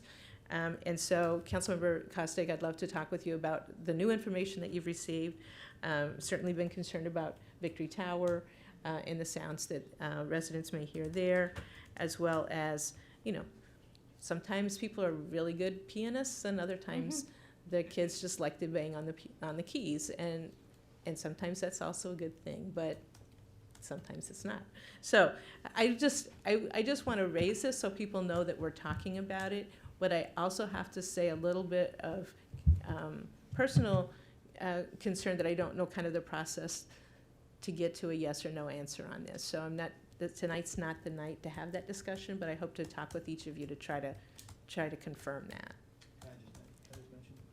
So I know that the people of Victory Tower in the past have been concerned, I don't think it's been recent, but earlier when there were drum circles that met there, and that could go later into the evening. And I think I'll be going to the monthly tenant meeting at Victory Tower tomorrow night. Tomorrow's Thursday, right? And I may get some more feedback on that. But I'd love to hear. And I will let you know about that. I just think that the honor system for not playing after 9 o'clock, I just think is a tough one. I remember when I was growing up, Cambridge, Massachusetts, in front of the city hall, they installed a thing where you could bang on these pipes, and it lasted about 2 weeks before they took it down. So I'm not saying that would happen, but that would be a point of concern. So thanks. Okay. I have a question. Sure. Who would maintain the piano if we go forward? Well, it's a relatively short period, but it would be city staff working with the folks that work with the pianos. I mean, I don't think it's going to last very long.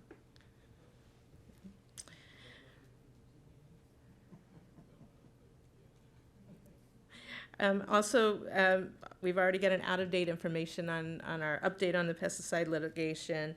Per the city attorney, the Court of Special Appeals denied the pesticide industry's motion to stay the court's mandate, making the county pesticide ordinance go into effect. So the county is now free to enforce its law.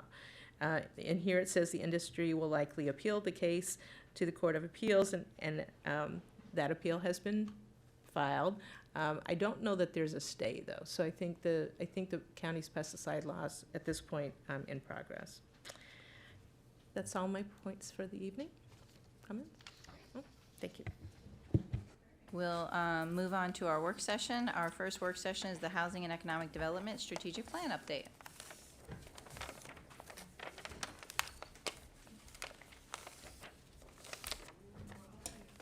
I know, it's really.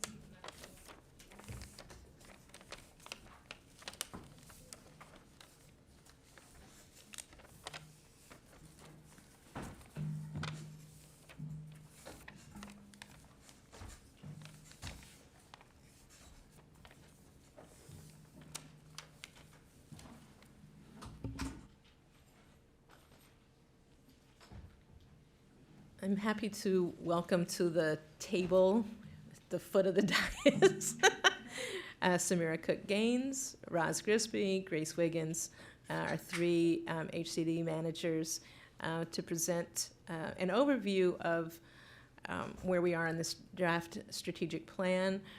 Just to note that we have had many discussions of portions of this for a couple years now, actually. But so today we're trying to kind of bring this back to one full perspective without all of the detail, but with a more full perspective, with the goal that we would be able to have a resolution and document that you can adopt hopefully in July. And so I'm going to turn it over to the managers for their presentation. We're hoping that we're getting there and we can move this forward. Thanks. How are you? We are here today to really answer your questions regarding approving the Housing and Economic Development Strategic Plan implementation plan. For us, we have been working through not just the report, but taking feedback from several different areas, including things like the resident survey, and making sure that all of those things are encompassed in our implementation plan. You'll have additional time to review, of course, for your voting session in July. But for now, I would like to kind of give the overview of all of the materials that that you've gotten over the last couple days. The first is our executive summary of the original report. That executive summary is really the overview and the really high-level highlights of the report. We've broken that down into bullet points and overviews that could really be digested. I think we've taken our 40-something page report and made that a little bit more digestible. With that said, part of that executive summary is our implementation chart. The last page of our executive summary really talks about timeline. So timeline, and to be completely candid, it's timeline and constraints. So the thing that affects our timeline are things such as available funding, staff capacity, and then opportunity priorities. And when I talk about opportunity priorities, we know that we have a number of really exciting projects happening in the city, but we also know that we have, out of the clear blue sky, moments of crisis and moments of celebration. So when we talk about timing and prioritization around that timing, we truly mean that if we are working just headstrong on one particular project, but we need to coalesce around a family or a neighborhood, we will stop that project, put it on pause, so that we can make sure that as we're moving forward with everyone. The next thing I'll do is really move to our implementation chart. Now that is the green and white chart. And as I start that conversation, I would like to move to a staff capacity slide for everyone. So we made a little visual here. And this visual is really just to kind of give you an idea of what we're talking about. We're going through a chart. It looks like, it is absolutely doable. Again, the dates are estimated because we do want to be sensitive to things that are moving, such as some of our priority projects, right? So the Tacoma Park Recreation Center is a priority project. The Washington Adventist Hospital site is a priority project. It's also one that's out of our hands because we don't own that property. So working with partners and on their time frame, I wanted to really give everyone just an idea of what the inputs are for the chart. So just a quick overview of housing and who is in the housing division. Economic development and who is and will be, as in our economic development intern has not been hired as of yet. We are eagerly awaiting that person. And then in planning, who's there and who's working. And I would like to add that there's also a planning intern that is not shown on the planning department chart.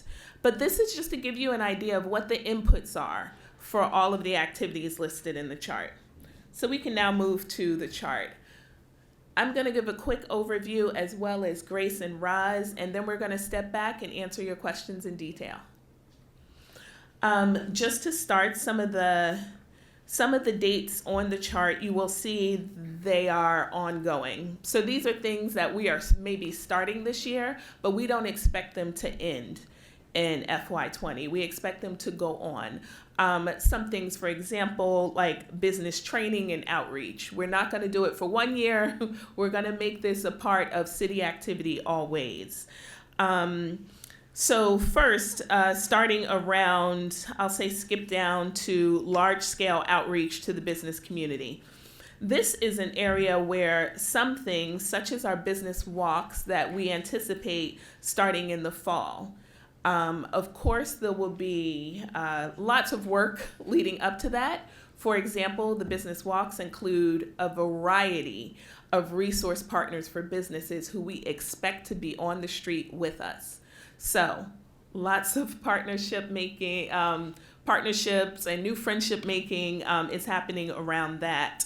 But the citywide business workshops that have started will continue. That is ongoing. Education and training for our small businesses and for our entrepreneurs who are trying to grow is imperative for economic development. Moving forward, you'll see in the percentage of tasks complete, they are estimates, but some of the things that have been done to 100% are not estimates. They are things mostly that the council has done. So starting first, that's what I think. As the economic development manager, I'm extremely happy about the 100% that are in our columns from the council. One being, of course, establishing the economic development unit, but also the suspension of inventory tax. That was a very broad and impactful step to show the small retail businesses here that you do want them to grow, that they are important to our community. So having that done and having that be one of the recommendations that you took on immediately, I thank you. And creating spaces to start. So we are already, again, the farmers market that Councilmember Kostick just mentioned, and really promoting. These are considered spaces to start. This is how businesses start and grow. I will wrap this up by talking quickly about our workforce training. So we are not putting dollars toward workforce training. We are leveraging partnerships. So our first pilot program was our Success Fair. out of the Success Fair, we have landed 14 partners who are now working with the Recreation Center to offer coding training. We also have those partners who have reached out through our housing division and been able to give resources and support when it comes to things like job training and job opportunities. So that is something that we will continue, kind of a follow-up of our Success Fair. And now I'll turn it over to Roz to give the quick overview of planning, so we can then step back for your conversation and questions. Thank you. Good evening. The role of planning in the Housing and Economic Development Strategic Plan might not at first be particularly obvious, but we wanted to call it out because planning forms the foundation for and shapes the context for what can happen in housing and economic development. Our objectives specifically are to ensure diverse residential and commercial neighborhoods with good public amenities and good public transit options, as well as to advance clear, equitable, predictable processes for residential and commercial development and redevelopment in town. And I just want to call out 3 things quickly. Obviously, we will answer questions and discuss more fully on anything council wants to pursue, but we are working on develop improvements for pedestrian, bike, and transit access, specifically in the Tacoma-Langley Crossroads area, but as well as citywide. And the chart gives a few of the things we're working on: the Bikeways program, the dedicated bike lane on New Hampshire, the COG grant we received to look at bus shelter accessibility, ADA, and connectivity, and city participation in e-scooters. I know Councilmember Kovar mentioned them, as well as the bike share.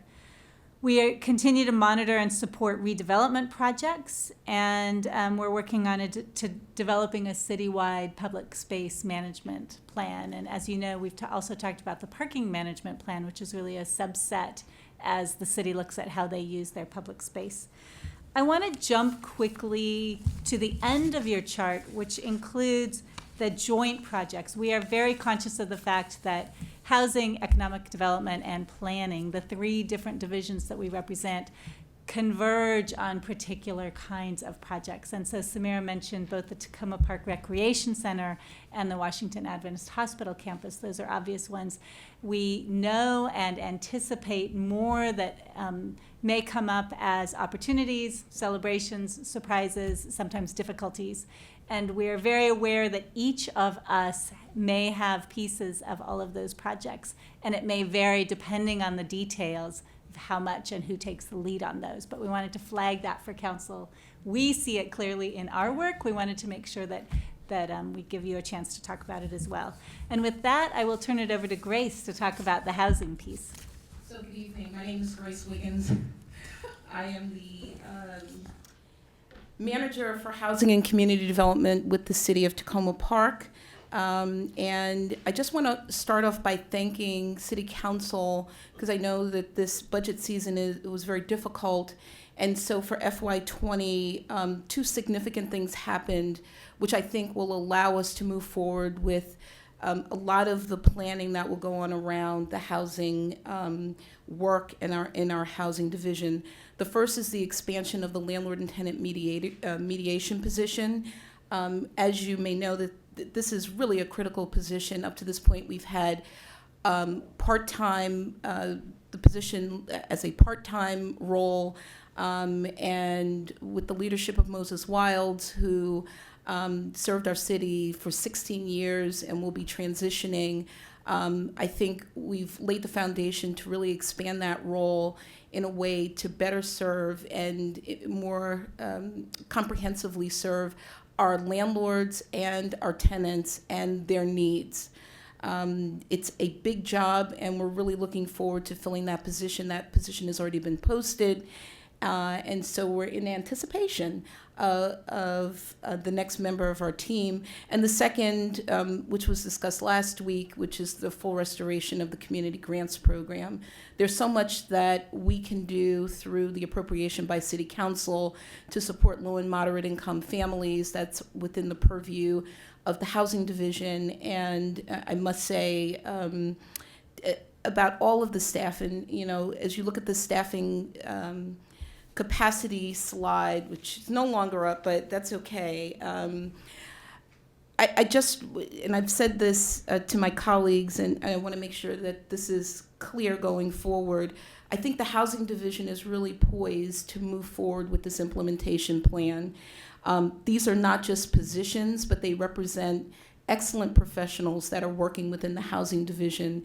They all represent the expertise that the city needs to move with existing priorities and to move us in our fiscal year 20 budget and with the Housing and Economic Development Strategic Plan.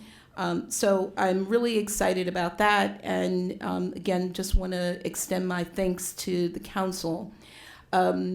Before I go into the implementation plan, I also want to make another comment.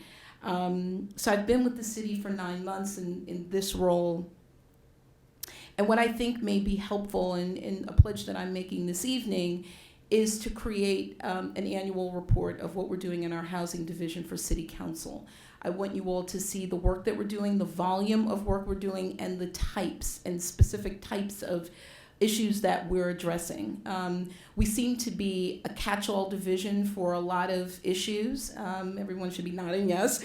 And I've made it a pledge as a part of my work here for the city to ensure that I am out with the residents, whether they be landlords or tenants, because I want to make sure that we understand fully what the needs are of our city, and we can't do that from our desks and from phones. This is a wonderfully diverse community, and I think we've only scratched the surface in at least in my first 9 months, and I want to document for the city council and for the city residents exactly what we're doing in our division. The phones are always jumping, people are walking in and out, we're making way more coffee than we ever expected to make because some of our residents are sitting down with us sharing things that they hadn't shared or had access to this office and to our office and to the city services. So we want to make sure that all of the, especially the programs that are appropriated through dollars are fully utilized and that we get the word out about what we're doing and how we can help. So I want to now just jump into the 3 broad categories in the implementation plan. I'll start with the hardest one, which is going to be the preservation and expansion of our existing housing and providing housing options, which is something that is exciting on our end, and the 3 managers have discussed at length what that looks like. We've had one of many summits internally where we can sit down and really talk about what we're seeing and how we see the expansion of housing here in the city of Tacoma Park. The second is individual and organizational capacity. And that really focuses on how we're working with our registered tenant associations, our homeowner associations, and I keep saying this, so I hope people will repeat this. We have 657 units of condominium housing in the city of Tacoma Park, all operating with homeowner associations. We not only want to work with them because they are a vital part of our housing matrix, but we want to make sure that they're also connected with the county services through the Commission on Common Ownership Communities, and we've already started bridging a relationship for training and oversight over our housing associations. And then all of the other programs that make this city so incredibly unique, our emergency assistance programs, our pilot, our home stretch program, our down payment assistance program, and you'll see it all implemented or all included in our implementation chart. And then the last is advocacy, and I'll touch on a couple of things. Obviously, in the past several weeks, the one thing that's come to the attention, and I must thank Councilmember Siemens. We had a phone call about something, about another resident, and he said, and by the way, guess what happened today? A resident's belongings, their dignity was out on Maple Avenue, and we never want to see that again in our city. If there is a way that our office can help to provide either additional capacity for management companies or for our residents. We want to try to do that. And it was not only a traumatic experience for the family, but it was a traumatic experience for folks who were just walking by, who either recalled being in that situation or hope that they'd never be in that situation. So I think there's some on the advocacy side, we can talk a little this evening about what that could look like around abandoned property law and some resolution by the city council. The second is around the advocacy piece around just cause eviction, because we know that the city of Tacoma Park continues to be a leader around affordable housing. People want to come to our city not just because of the diversity, but it's a place where they can live, and I will say this from my first day on, they want to live in dignity. They don't want to use all of their income to support their household. There are competing obligations with our families. And contrary to what some people believe, many of our families are really stretching it just to make the affordable housing, the affordable rents that they are currently in contract with landlords. And so we want to be mindful of that. So through advocacy, I know that this past legislative session, we had the opportunity to provide written comments and oral testimony before our state legislature based on the bill that was brought forward by Delegate Wilkins around just cause evictions. And that's a serious impediment to our housing affordability, where our residents with a 60-day notice can lose their homes, and there is no tenure that is immune from that. I could be a resident for 2 years or 30 years. And I've since encountered that here in the city, and it's heartbreaking having that conversation with a senior, especially seniors who've raised their families here, and with 60 days, they are now moving out of our city and not clear about where they're going to go. So, the one or two things I want to mention just to kind of lay the foundation for the thoughtfulness that went into our implementation plan and the strategies is that, number one, without housing, you don't have anything. And we're seeing that across the country. And our staff, and we've been actively involved with COG. We were just at a meeting, myself and the city manager last week, a retreat. And HAND, my colleague Samira Cook-Gaines attended that conference yesterday. And so we're looking across jurisdictions to find the best-in-class strategies for addressing housing and economic development in our city. We're proud to present this implementation plan and look forward with all the energy that we have to see it implemented in a way that really represents the uniqueness of the city of Tacoma Park. Thank you. Great. Well, thank you very much for that presentation. We'll begin with Councilmember Siemens. Thank you, Mayor, and thank all three of you for not only being here tonight, for all the work that you've put into this, and I also appreciate the fact that you didn't spend all your time working on this, but you've actually been doing on the street work too, and getting things done. Been helping. I know Ms. Wiggins has been very helpful to many of the tenants and people living here in Tacoma Park. Thank you for that. And you mentioned, one example, and that was the eviction that took place here on Maple Avenue about a month ago now. Very sad situation. A gentleman that, as you know, you told me, that had lost his wife and became ill, was moved into rehabilitation, and yet the apartment landlord ended up moving his possessions out onto the street. Very sad situation, and I sincerely appreciate your compassion in trying to mitigate that problem for him. Far above and beyond the job that you accepted when you came to Tacoma Park, but you did it with the heart that we hope for in everyone working here in Tacoma Park, and I thank you.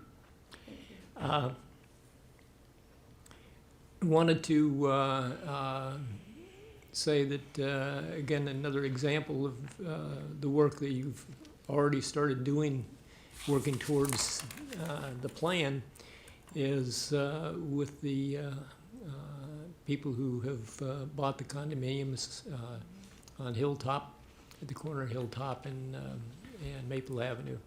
And again, a horrible situation that has gotten horrible because of inattention. And I think as you do your work, you're going to know more about what's going on, and the homeowner associations, the tenants, and the residents at Tacoma Park will better know the capabilities and what's available from the city. And again, I appreciate that, and I ask that you let me know if there's anything that I can do to help to not only, mitigate the problems with that situation, but also any other that come up in the future. Please let me know. And I have one question for you, and that is, when we last spoke, you mentioned a project that you would like to see that I don't see in black and white on this list. And I'm sure that you have many other things you would like to see that didn't make the cut to get on the list. But that was the food security project. And I just wondered if that is hidden in here somewhere, or if that's something that just has to fall off the radar for right now. So we're not going to let that fall off. So we tried to give an overview of kind of the big pieces. And let me just clarify for the City Council. I've had several conversations with our tenant associations across the city.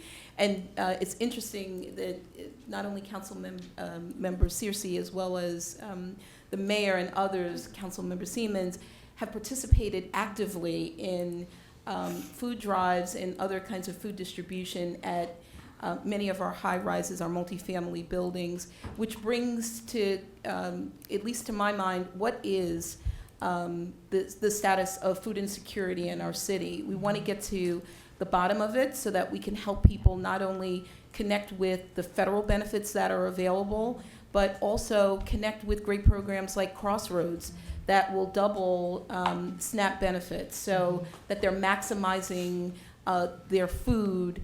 And so I've been working along with some staff in the division to begin to look at that.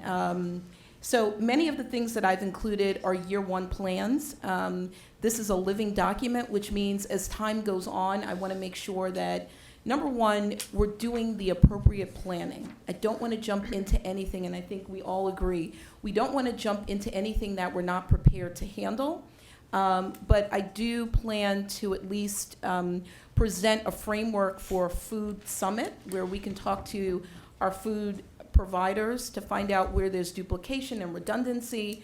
Is this simply food shopping, or is there a real need for food that families just aren't getting? And my suspicion is that there is an insecurity that's going on, but many of our churches and our buildings and phenomenal partners are coming to the aid of our city residents, and we don't have a good gauge on it.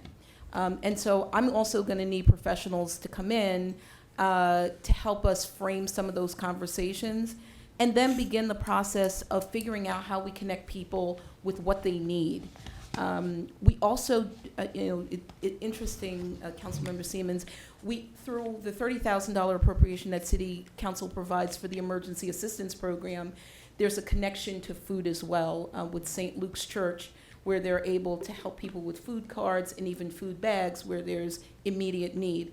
So we're doing some of it through that appropriation, but then over and above, there are other things that are going on in the city, and I think it would help City Council, this council, as well as future councils to understand where things are and how we can be helpful so that people aren't struggling. So that was a long answer, but No, I appreciate that. That's what I was hoping you would do. Yeah, it hasn't fallen off the list. It's just not between now and December 31. So. Right, and I want to express my appreciation, not just for your passion on the subject, but also for your recognition. You can't do everything at once.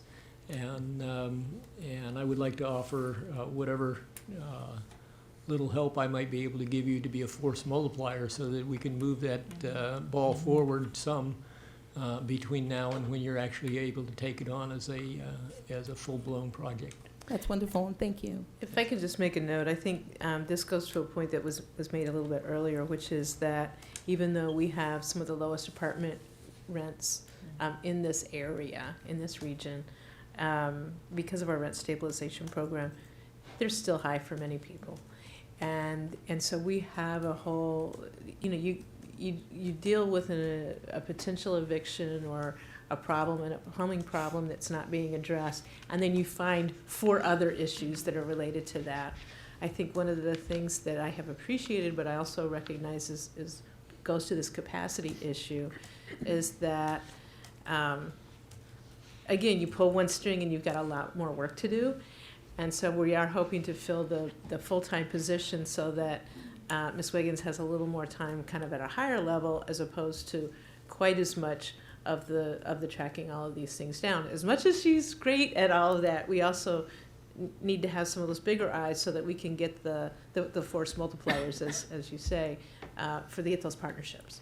Well, and the other thing is that, when you begin to really address something that's been a systemic problem for years, you often end up with something that's too big to handle, but yet several years from now you look back on it and you say, wow, we sure are better off than we were. And so things get easier when you go on.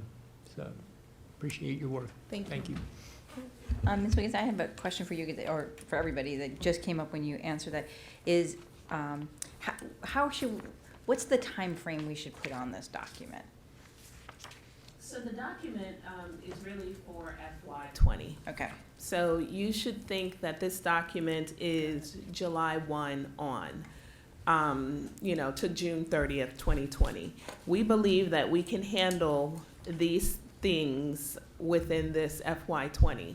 Now, you will see, for example, when you move to the joint projects, if you look under the Tacoma Park Recreation Center, again, pointing out one of those 100%, thank you very much, City Council, would be that public engagement process. So the Tacoma Park Recreation Center is not going to break ground in the next 16 weeks.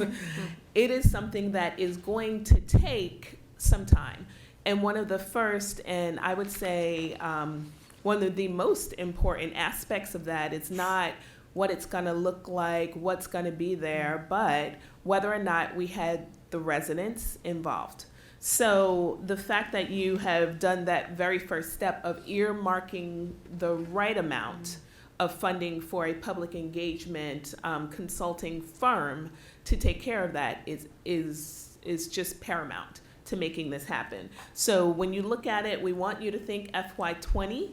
There are a few things here that may look incomplete. It's because it's going to take more than a year. So we may have advocacy, for example, that is ongoing. Some of the planning will be ongoing. For example, you may see a percentage of planning that's completed this year, but 60% does not mean you're done. It just means, one, we're asking for more money at our next budget cycle, but it also means that we're still moving forward. So this is really FY20, if you can put your eyes on it that way, and we can kind of, give you a little bit more information about what does stretch past that, that time frame. And lastly, I'm going to reiterate, this is a living document. So there will be some things that move around, and there will be some dates that move around depending on, again, what celebrations, crises, areas of opportunity kind of, fall into our laps. All right, so then what time frame should we put on the executive summary? Is that a longer? Yes. Okay. So for the implementation plan in general, the executive summary, we expect it to take about 4 to 5 years. We expect 4 to 5 years for that to be completely done. So 2024, 2024, 5. Cool, that was just helpful to Yep, absolutely. put those The in oth- context. the other things for that, I mean, there are some of these things that would, you know, be ongoing Yeah. forever, but yes. Thank you. Councilwoman DeBala. Oh, thank you. This is exciting, and the synergy amongst the three of you and with some of the other staff is very obvious, and I really appreciate it. I'm glad you're all here. I had a couple of, I think, bigger picture questions. Let me see if I can find them. There were some things that didn't appear to be in here, and maybe you just explained why. So I didn't see in the strategic plan a line for the use of the housing fund. Were you thinking that the things you've listed that would be a source? Or were you thinking you'd come back with some suggestions, or both? So at this point, so we have money. There's some money that's being placed into that fund. I think as you read through the implementation piece with the housing division side, you'll see that we need to create a lot of criteria around how we're going to make decisions about, let's say a property comes up through tenant opportunity to purchase. Can we buy it? Do we want to buy it? Why do we want to buy it? How does it fit into the larger plan? And I know I've shared this with some members of council. You know, we want to be in control of what our city looks like and how it's developed. And we don't want to have one-off projects that don't mesh with what Samira and Roz and I are thinking about as an overall plan. And we've been excited about, you know, the growing money in that housing reserve fund, but we also need to really create a criteria that makes sense, and that makes sense for the council as well. And we know that we're acting for a reason, and it's towards a larger plan, and that plan is our, you know, housing and economic strategic economic and housing development plan. So we want to make sure that we're doing things for the right reasons and it's moving in a direction. So I don't think we're at that point yet, because we have a lot. If you notice, there's, you know, established criteria, established protocol, established where it doesn't exist now. And again, we want to be thoughtful about this because we actually are talking about the growth of the city. And you only get one shot at doing it the right way, at least. And I think you just answered another question, which is you have revised the tenant opportunity to purchase law, but I didn't see what you just said and what are the criteria that you apply to identify buildings as they come through. Right. So that's a piece of it. Okay. Do you want two more questions? Do you want to say a little bit more about the community land trust at this point or not? Sure. Because I see it on the list. It's a big one. So it is. It's a huge one. You'll also see that it's not on the implementation chart. I did. A community land trust, currently, I'll take you back to that cute little staff capacity slide that we showed you guys. So a community land trust does not, to establish a community land trust, we're looking at several staff members. In addition to that, we need expertise in the general counsel area. So not just, you know, the city attorney. We need specific expertise around that. A community land trust is also a financial transaction of which you need expertise around. So before we walk down that road, we would need to know, one, what exactly is going into our land trust. You know, I understand and believe and know to be true that a community land trust can put a cap on land costs, and it helps with making housing, for example, more affordable. It can also help with making commercial spaces more affordable, because I like to emphasize that many of our businesses are renters. So that's they don't own their homes. That's how it wound up in your list instead of in housing.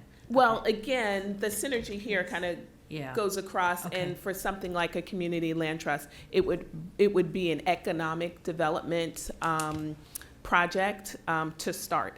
But of course, what goes in, et cetera, et cetera. Currently, we don't have any property, sites, et cetera, that would be able to go into that land trust. And I'll also speak to the Housing Trust Fund and say that, similar to what Grace just mentioned, the criteria to spend something like the Housing Trust Fund is not even established. So we are honestly years away from something like a community land trust. I do still think that it's still out there because it's still a very possible, viable option for the future of Takoma Park, but I don't see it, for example, in our 4 to 5 year plan. If I can go to one of the aspects of why I'd love to see the strategic plan adopted with these various things, is it's very useful to know as we're looking at things, what the big picture is, what are the options are when something drops out of the sky. Because that's where a number of the Housing Trust Fund, perhaps a community land trust, some of these other things really may come because suddenly a major site is available, or a major activity happens, or a new federal law occurs that makes something work where it didn't really work before. So you need to have it on the list as something that we're always keeping our tabs on, but it may not be there right away. And so part of this is to allow what are the various tools are kind of pre-okayed with the council to consider, so that when those things happen, we do it. Now, we may, through a planning process, determine without something dropping out of the sky, we're gonna do something really different with garden apartments, or some other kind of thing that we already have, and we start that process. We're not there, we haven't gotten to that point, but part of this and part of this plan is to have stuff to work on now, but also to have that framework of options for when something drops and we need to use it. And I would like to add, with that community land trust, my colleague Roz just mentioned the public land piece of it. So public space is in the same place that housing is in. Public space is about creating the criteria for public space, creating the criteria for spending or use of something like the Housing Trust Fund. So we really are laying the additional groundwork around this plan and implementation plan, but also the study in general. And I just wanted to reiterate that we want to have the criteria in place and reinforcing what the city manager just said, so that when an opportunity arises, we can jump. But again, that will shift the timing on the chart that you see in front of you, because if an opportunity comes up and we jump on that, there may be other ongoing work that we expected to be doing that takes second place to the urgency of an opportunity or a crisis that we need to respond to. So again, this is a living document and it's in flux. We just very much want you to understand that this is the ground point that we're starting with, and it gives us, what we want is the agility and the flexibility and the council approved criteria and direction, which will come with the approval of an implementation plan, so that we can be there. And we're more than happy to bring you along as we're updating, as our light green turns to dark green, as new things are added to the chart. We're more than happy to come back before you, following approval that, just to let you know where we are. So if I can, I don't want to belabor this because I know it's getting late and we have a lot of things to do. I guess I'm not exactly sure I understand why establish a community land trust is under business attraction. Because I would actually say that we've used the term community land trust, I think, over the last few years to mean maybe it could be, shared equity, or it's basically to make housing affordable and to help people who may not normally be able to be homeowners to become homeowners. That's sort of traditionally how the council, so I guess in my head, and I'm not wedded to saying community land trust. It could we could put in a broader title there, but I guess I'm just sort of having a hard time understanding why it's under business attraction. And I thought of it more as a joint project also. Well, Yeah. so it's definitely a joint project. But when it comes to business attraction, I think Grace kind of said it best when she talked about housing as the base. We also want to think that, or you should know, that a majority of our businesses are actually residents. Mm-hmm. And they are struggling with their home ownership pieces as well as keeping their businesses together. So you have to understand the double investment that our businesses are making. We have these conversations about housing and business as if they're separate, and we have these conversations about business versus residents as if they're separate. So I'm fine with, moving it in a place that may be called something like under our joint projects, for example, if that makes more sense, because we do want we want the plan to be a no-brainer, right? We don't want folks to get caught up around where things are placed. So I'm more than happy for us to make that edit and move the community land trust under kind of our joint broader projects. One of the things so I didn't have a problem with it being under business development, primarily because if we're being honest, the city would never ultimately have enough money and the wherewithal to actually acquire property, develop it, put people in it, and manage them there. So we're gonna ultimately have to have a public-private partnership of some sort to bring a community land trust to life. So we're going to have to work with industry. We may have to work with the EYAs of the world, bring them to the table in order to help with the financing as well as the administration and kind of get the thing built. So in my mind, I think one of the things that's important when we're having these conversations around community housing development, that we are thinking of P for P, like public-private partnerships, because that's the only way we're gonna get it done. So if we continue to think that the city can do it on its own without the private industry kind of drinking the Kool-Aid, for lack of better words, then we're gonna keep spinning our wheels and we're not gonna get things built because we have to see them as partners. So Thank you for that. That is, it's absolutely true. And there will be no economic development without those partnerships. And again, let's connect economic development to what it is, right? It is the economic health of the city. We talk about raising taxes, but then we talk about development in ways that don't always connect the two. So knowing and expecting that community land trust just means that now we've made an affordable housing decision is an incomplete thought. Mm-hmm. It's definitely something, again, like I said, the housing economic development planning piece of it is all tangled up in that one statement. So again, we're more than happy to connect it to a joint kind of project or joint overview section, but it is absolutely, you are spot on, Councilmember Searcy. This is not a city sole project, Mm-hmm. yeah. Councilwoman Demal? No, You're done? thank you. Councilman Costick?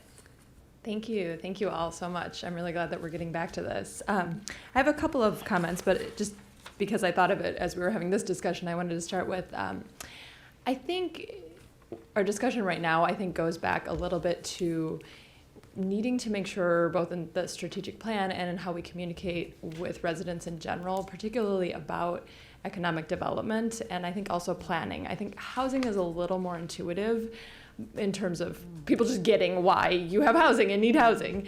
But I think we really need to make sure that we're communicating with residents and explaining why these things are important, why the city has these programs, how it benefits residents indirectly, even if not directly, as well as the direct benefits they receive. Because I think, there is sort of this skepticism, and I think in some cases very rightly so, of development, of developers, of big business. And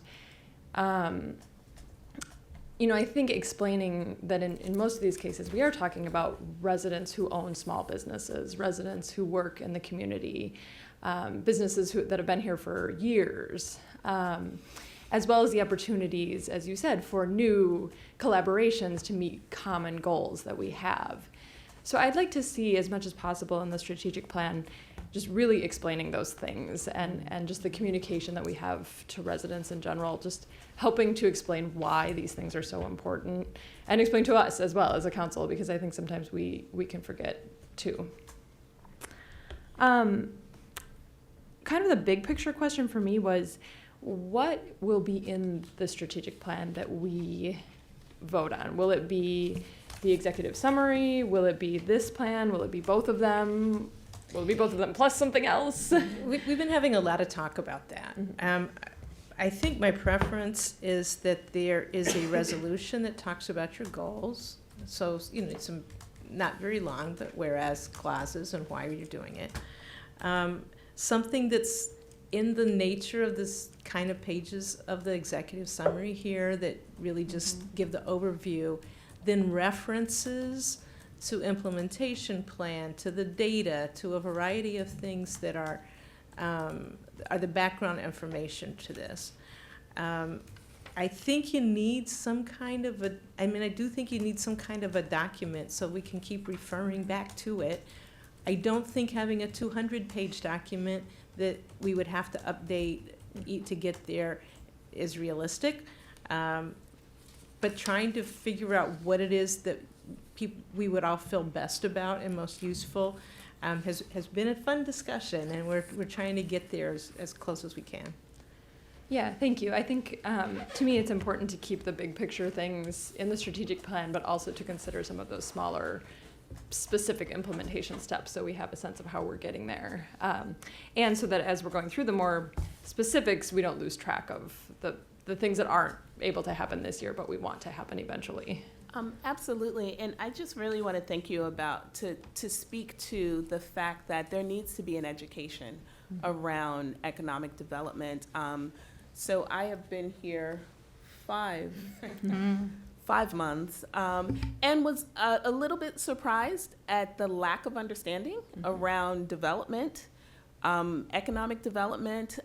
Personally, my background, training, experience, and practitioner knowledge is around community economic development. And the thought that it's a big bad or that it's a scary is almost a luxury thought. There are so many disinvested, underinvested, marginalized communities that just wish and pray someone would look their way and, clean up their neighborhood, offer a new amenity. So there is an education piece of it. And to your point, our public engagement process around the recreation center, as we put that RFP out, I am going to be highlighting a need for kind of a general overview of how does this stuff really connect with your everyday life.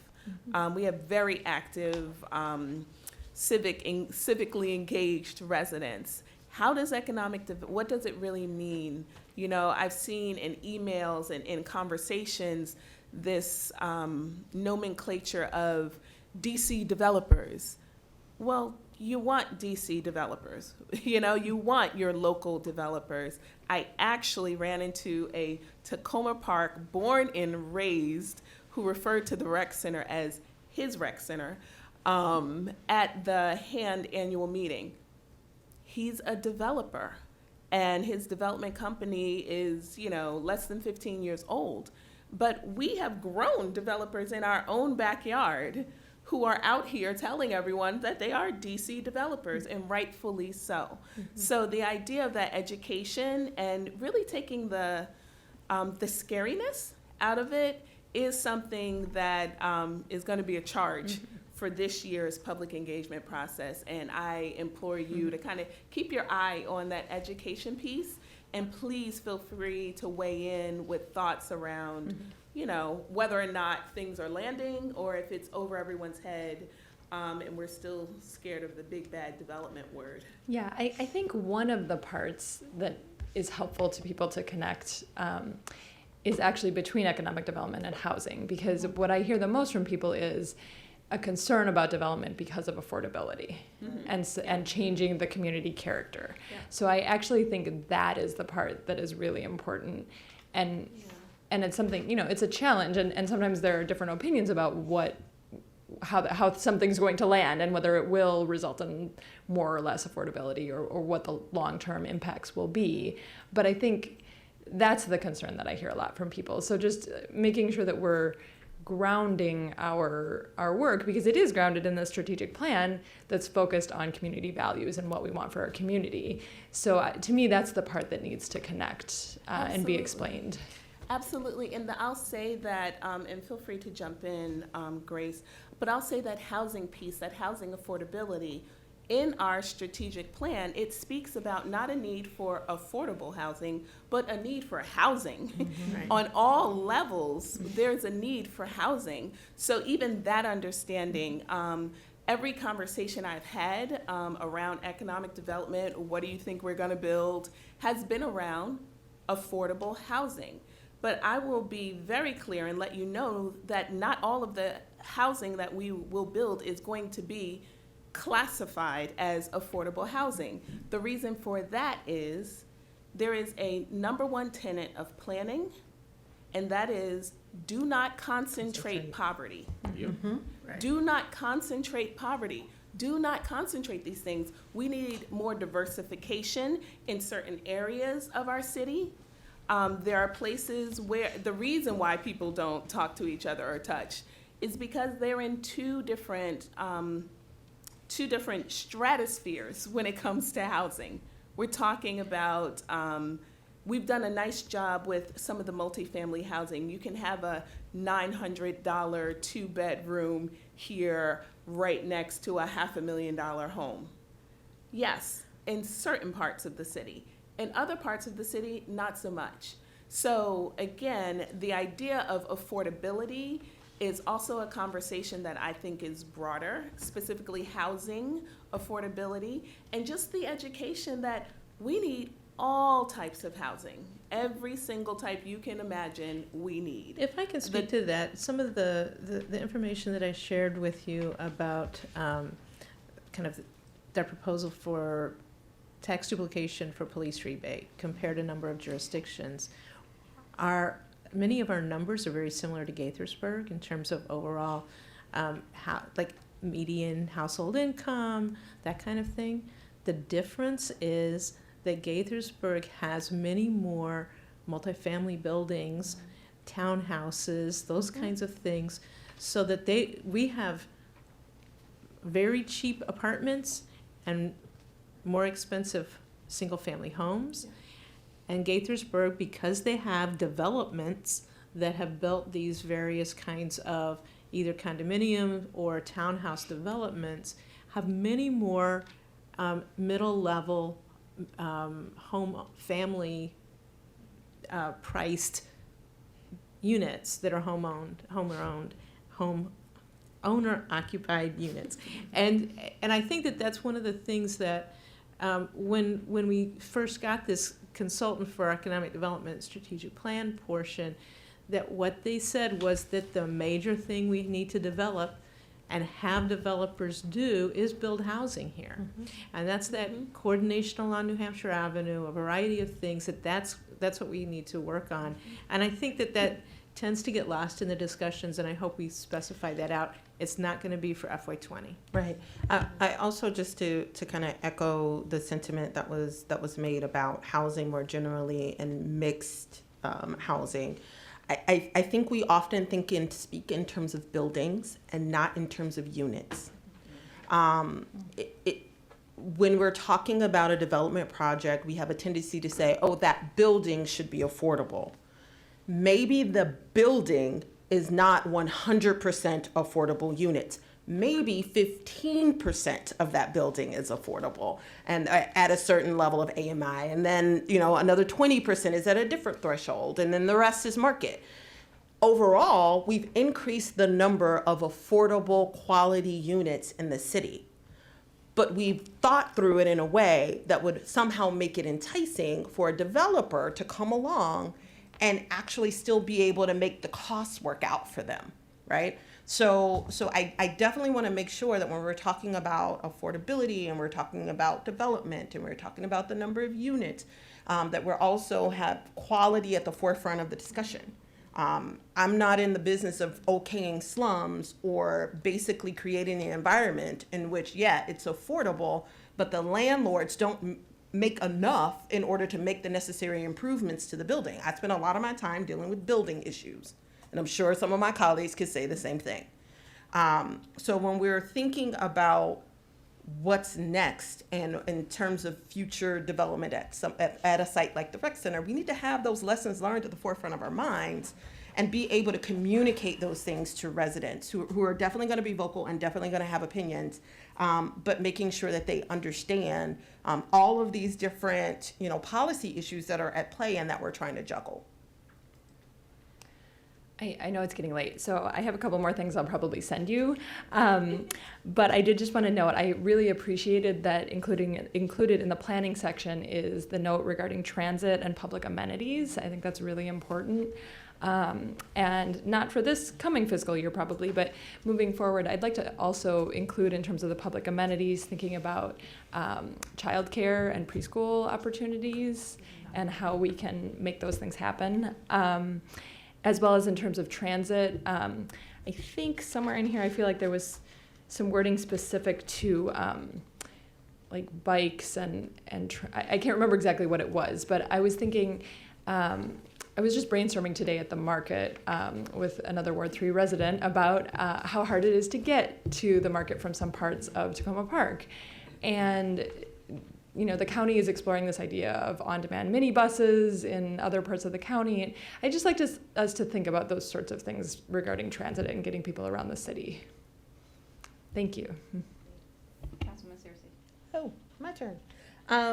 Thank you so much. This has been a great discussion. And I'm not going to belabor the point because it is 10:30, but a couple of things that came to mind for me.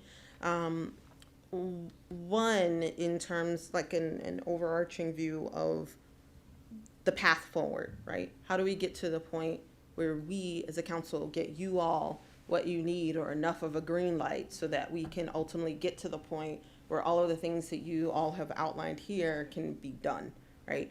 And I sometimes wonder if it's somewhere in between the executive summary that you all provided and the implementation plan, right? So is the decision point, hey, we need you all to just be okay with these general categories that were recommended by the consultant, validated by us as areas to explore, and then we, as a council, develop some sort of, resolution around this. And I think that resolution is going to be critical because part of the advocacy work is about showing people we're serious. Yeah. So we can't show people we're serious when we have other stuff going on that kind of gives the impression that we're not. We're just going to put it like that. Just trying to think through how do we kind of set the stage and endorse the general priorities. And maybe it is about, to Councilmember Kostick's point, of introducing a few of the longer term commitments as an appendix or something that would be a part of what you all would finally put together in terms of an implementation plan. I'm not of the mindset of having a strategic document that has too much detail about what you're going to do because it's bound to change. But there may be some level between our higher arching kind of concepts that we want to make sure that we're pursuing over the next 5 years and what we think we may be able to do in a phased-in approach. So maybe our commitments for year 1 through 3 is one set of things, and then commitments from year 3 to 5, it's something different. But we just may want to figure out some way to kind of meld the two. This is a really detailed account of what we're proposing for this fiscal year. Maybe there's some kind of in between that would kind of outline over the next 5 years, generally what we would commit ourselves to trying to make sure that we accomplish. We were, in our summit, again, as the city manager mentioned, we've had a lot of discussion about the plan, where it was, how we have, gone through it. And I said in my first meeting with the city council that I thought it was a strong plan. And I have worked on strategic plans, I have done strategic plans on behalf of other organizations, et cetera. So it is a strong strategic plan. It's not just today, it's actually forward-thinking, i.e. the Community Land Trust. And we saw our executive summary as the jumping off point for the implementation chart. So we're hoping that the approval is really about the executive summary and the implementation chart that builds from the strategic plan that was written in 2017. I would be very interested in working with several of you on the resolution terms, because to me, there's some things that are in the goals that are in here, and you'll say them. Other parts might be what the process is. How will you consider that, that you will come up with criteria for these things? There's that. That here's, in general where you're trying to go, either whether it's an actual fixed development or it's a process, how that's discussed with the community or whatever. Some of those whereas clauses, I think, could really mean a lot to you, certainly to staff, and then to the public. And so, yes, we've been going all over the place. I would love to spend a little bit of time hearing from several of you what would be most useful to you, and to get to that point, to show the world that the council's serious about this. Yeah. And I mean, to me, that's the crux of this. I have appreciated that the council has put the money into having the consultant do this, that we've spent all these hours. We've got thousands of pages of stuff now. How do we put it to where it's usable for you in making decisions as you're trying to decide, do you buy this building or do you start this process, et cetera? And I need some help with that, I think. Yeah, because I would just argue, I think this is awesome, but I think this is very it's my kind of, it's my jam. But it is very specific, and it is very set in a specific point in time. And so my only point is I like the ability of coming up with a version of this that is not as specific, not as much detail, and could span perhaps the time frame that is outlined in the strategic document. You know what I mean? Like trying to figure out some way to meld those two. And I will tell you that immediately I will have somebody say, "Well, I want to know when this is done versus this is done." So that's I mean I think one of the things I was curious about, because we did this, and I can't remember if it was last year. We spent time looking at, and I forgot to pull it up today, different targets or measure or benchmarks. And you may say, like, you all decided to, like, nix that idea, and that was fine. I kind of feel like, for me, that was a little bit where Councilwoman Searcy is going. It's not this detailed, and it's not this high level. There was this, what this is sort of missing is, how are we going to know we're hitting? Like, where are we going? What's the problem? And how are we going to know we're getting there? This is sort of like the big picture, and here are the steps. But I don't feel like we have that marker to say, here's where we're really going in the next 5 to 10 years, and here's how we know. Here's how we're going to measure, and here's how we know we're going to get there. And for me, that's what I would like to see this resolution, because that tells me that we're serious about it. That whatever it is, we want to go back, and we don't have to go back to all of them, but maybe there's like 3 or 5 like big picture things that says, we understand in this region, we have to, and I'm just making this up right now, like, so don't take this as, but like, we know in this region, we have to add housing stock.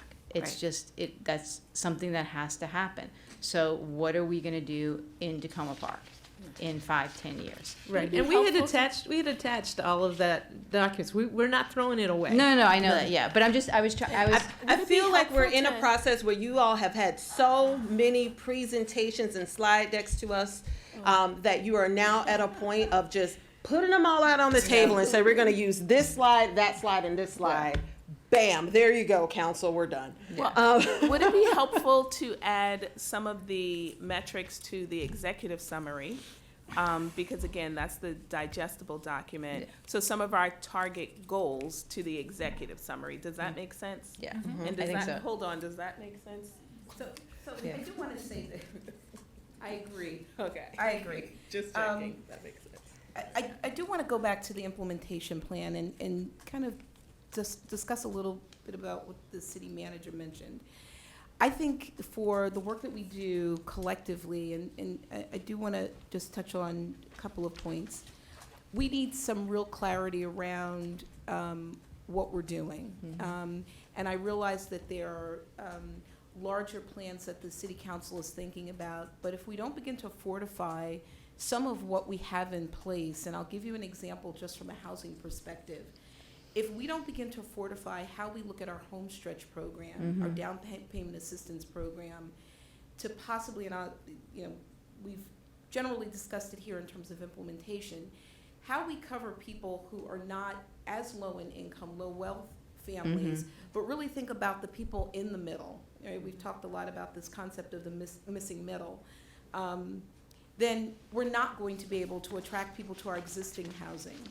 And what we're seeing a lot of is near misses, where people want to come to our city, they have the income, they have the commitment to our city, but they're just not right in the criteria for affordability that's been established through that program.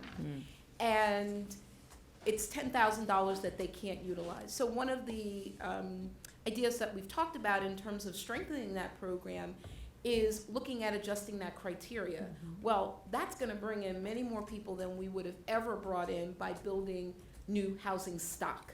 Because people are gonna realize, well, $10,000 for down payment assistance, I can make this work, and I can actually live in the city of Tacoma Park. We benchmark that by the number of people. I can tell you right now, we've had in the 3 years of the Homestretch program, we've had 3 people, three families. I think with a little adjustment and tweaking, we can bring in many more people. We're not going anywhere. We want to make sure that we're not only benchmarking it for ourselves. The one thing, that gets to the core of who I am as a housing professional is underutilized programs. We're talking right now, and I'll use the Homestretch program because we have to be specific. We want to figure out how to marry those with the other state program, the state programs that are also doing down payment assistance. Right. Consider it loan repayment, because if you can stack it, that means that you have more of an opportunity to take advantage of more money. We haven't looked at that program in any depth, so we don't know what other programs could be stacked with our 10,000 to make this even a more impactful opportunity for someone to move into our community. And maybe they're not as on the lower end of the wealth scale, but they're right in that middle where they want to start their families here. And I just want to step in and say that includes our staff. Yeah. If you cannot make these programs applicable to the professional staff that are working here, and that is a real life example. We have a young family who wanted to buy, they came to the program, and they both work, therefore they don't. And they both work and have undergraduate degrees. So that puts them in a certain area, but it certainly doesn't put them into the city that they love and work in. So they want to be here, they want to buy here, and can't use the program. So, and this is a best practice. This is not by any stretch of the imagination different or strange. And it's literally how I bought my first house for the city that I worked for. So we've talked about kind of the expansion of the programs to make them more applicable. And I do agree with Grace in saying that we will bring a mix of residents. And again, we will be building a mix of housing. I think the council agrees with all that. And I think what you're hearing from us is we need something else. We need a little bit else. It's not that we could like 110% behind all that. And I think it goes to what Councilwoman Costick said, which is when we're also putting this out to the broader public is they're not going to go through, they haven't gone through everything we've gone through and that you've all gone through and looked through all the documents. So I think we're looking at it in terms of what's going to tell a whole story here for the residents in an easy, like, digestible way. So, Yeah, so one of the things that where I started this evening, which was a while ago, is that you have not been presented with both housing and economic development at the same time. Yeah. So that's part of the reason that we did this a little bit of a higher level, thinner document for you, so that you could take that one step back. Yeah. And I think come exactly where you just came down, which is, okay, now this is what we need. And I really appreciate that we can work on that.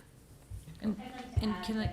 Council gets more than one bite of the apple. Oh, yeah, no, we know. So on any one of these, and the Homestretch program perfectly exemplified it, I was gonna pull out public space.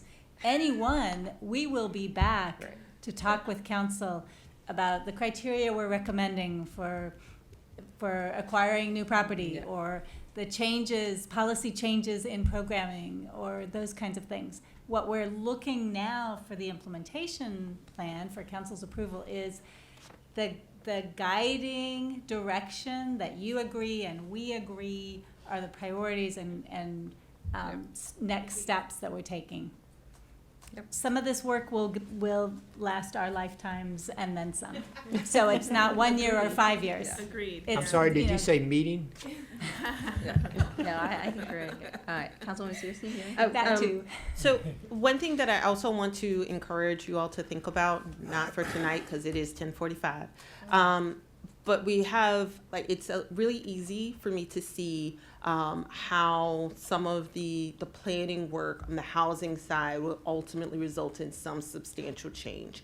It's a little harder for me to immediately connect some of the planning activities under planning, so like the open space management or the parking management plans, and what's here and how it will ultimately connect to something.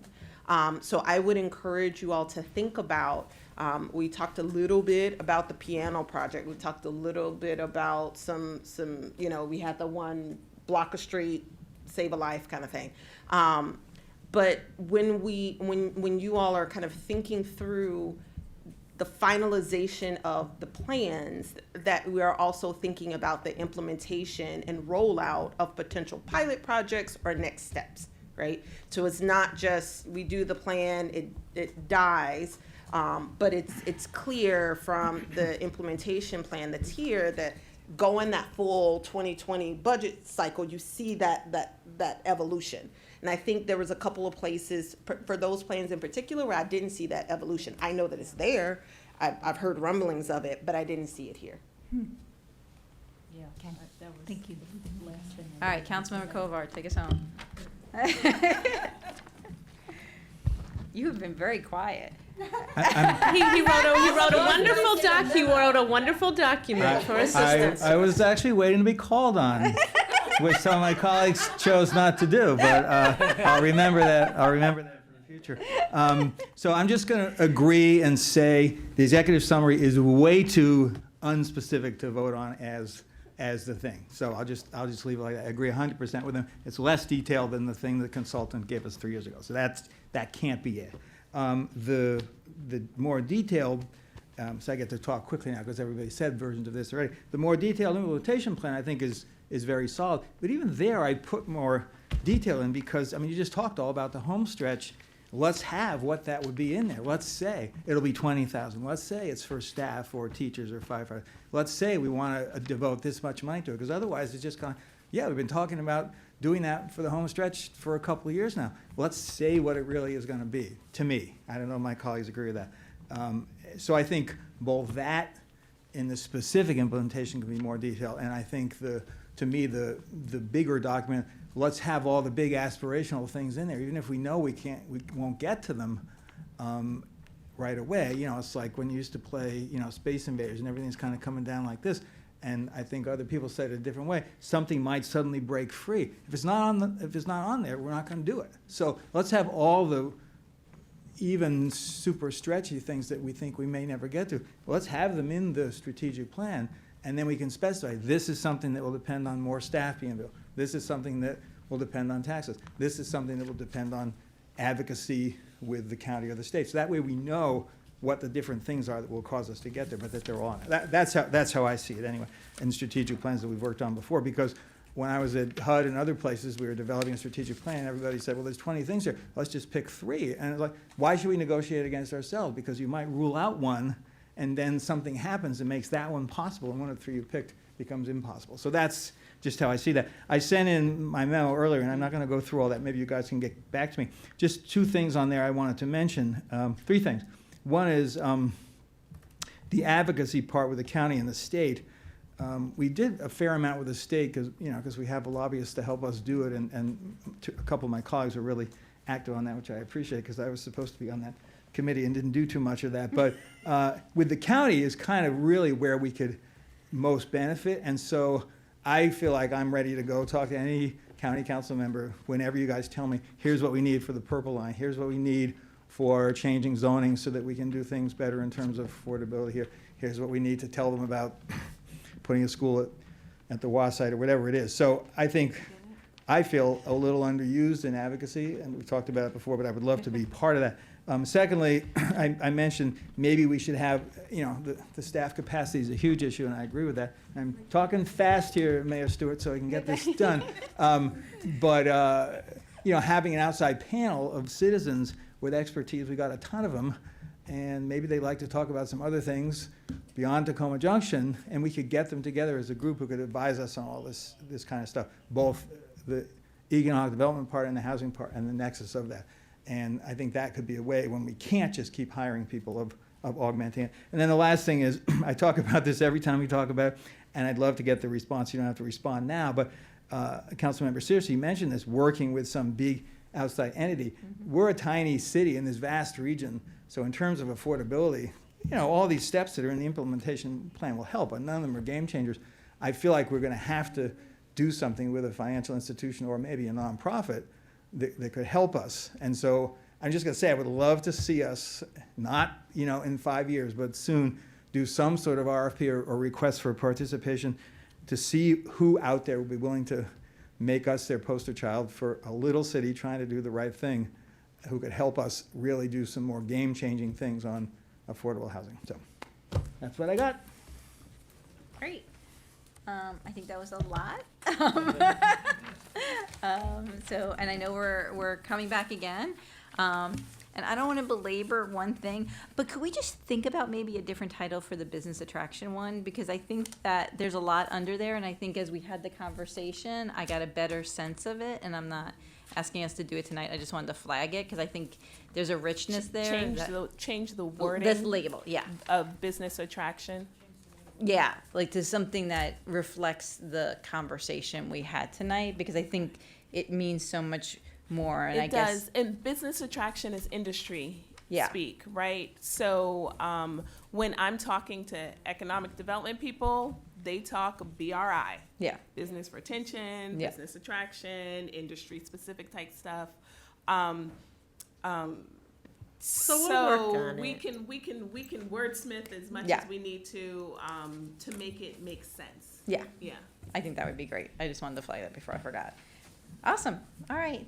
Thank you so much. Thank you. You're Good- awesome. and good You're night. all like rock stars. No, I mean, it really is like, Thank it's you. exciting to be here, and it's exciting to have you all on Yeah. staff and to do this work, and we really, really appreciate it. So We're excited to do this work. We work well together. This is definitely a kind of divine convening that just really does make sense for us. We enjoy working together. We enjoy working with the city, and we enjoy the challenges. To be, completely upfront, there is no lack of passion down here, And ready no lack to of tackle challenge. this. Right. Yeah. So definitely. Awesome. We're Well, ready thank to you. go. We look forward to having you back again. And I'm glad that you all went to the COG meeting. It was that report was really good. It was amazing. So Yeah, I can't wait to get the actual report. Yeah, the slides are up now. Okay. Actually, on the Great. COG website, if you go Yeah. to where the board packets are, Okay. they have this. And I just want to say thank you to you, Councilmember Smith, for highlighting that HAND annual meeting. I met so many really great, and HAND is Yeah, what's the acronym? We've been discussing that. HAND is the Housing Association of Nonprofit Developers. Yeah.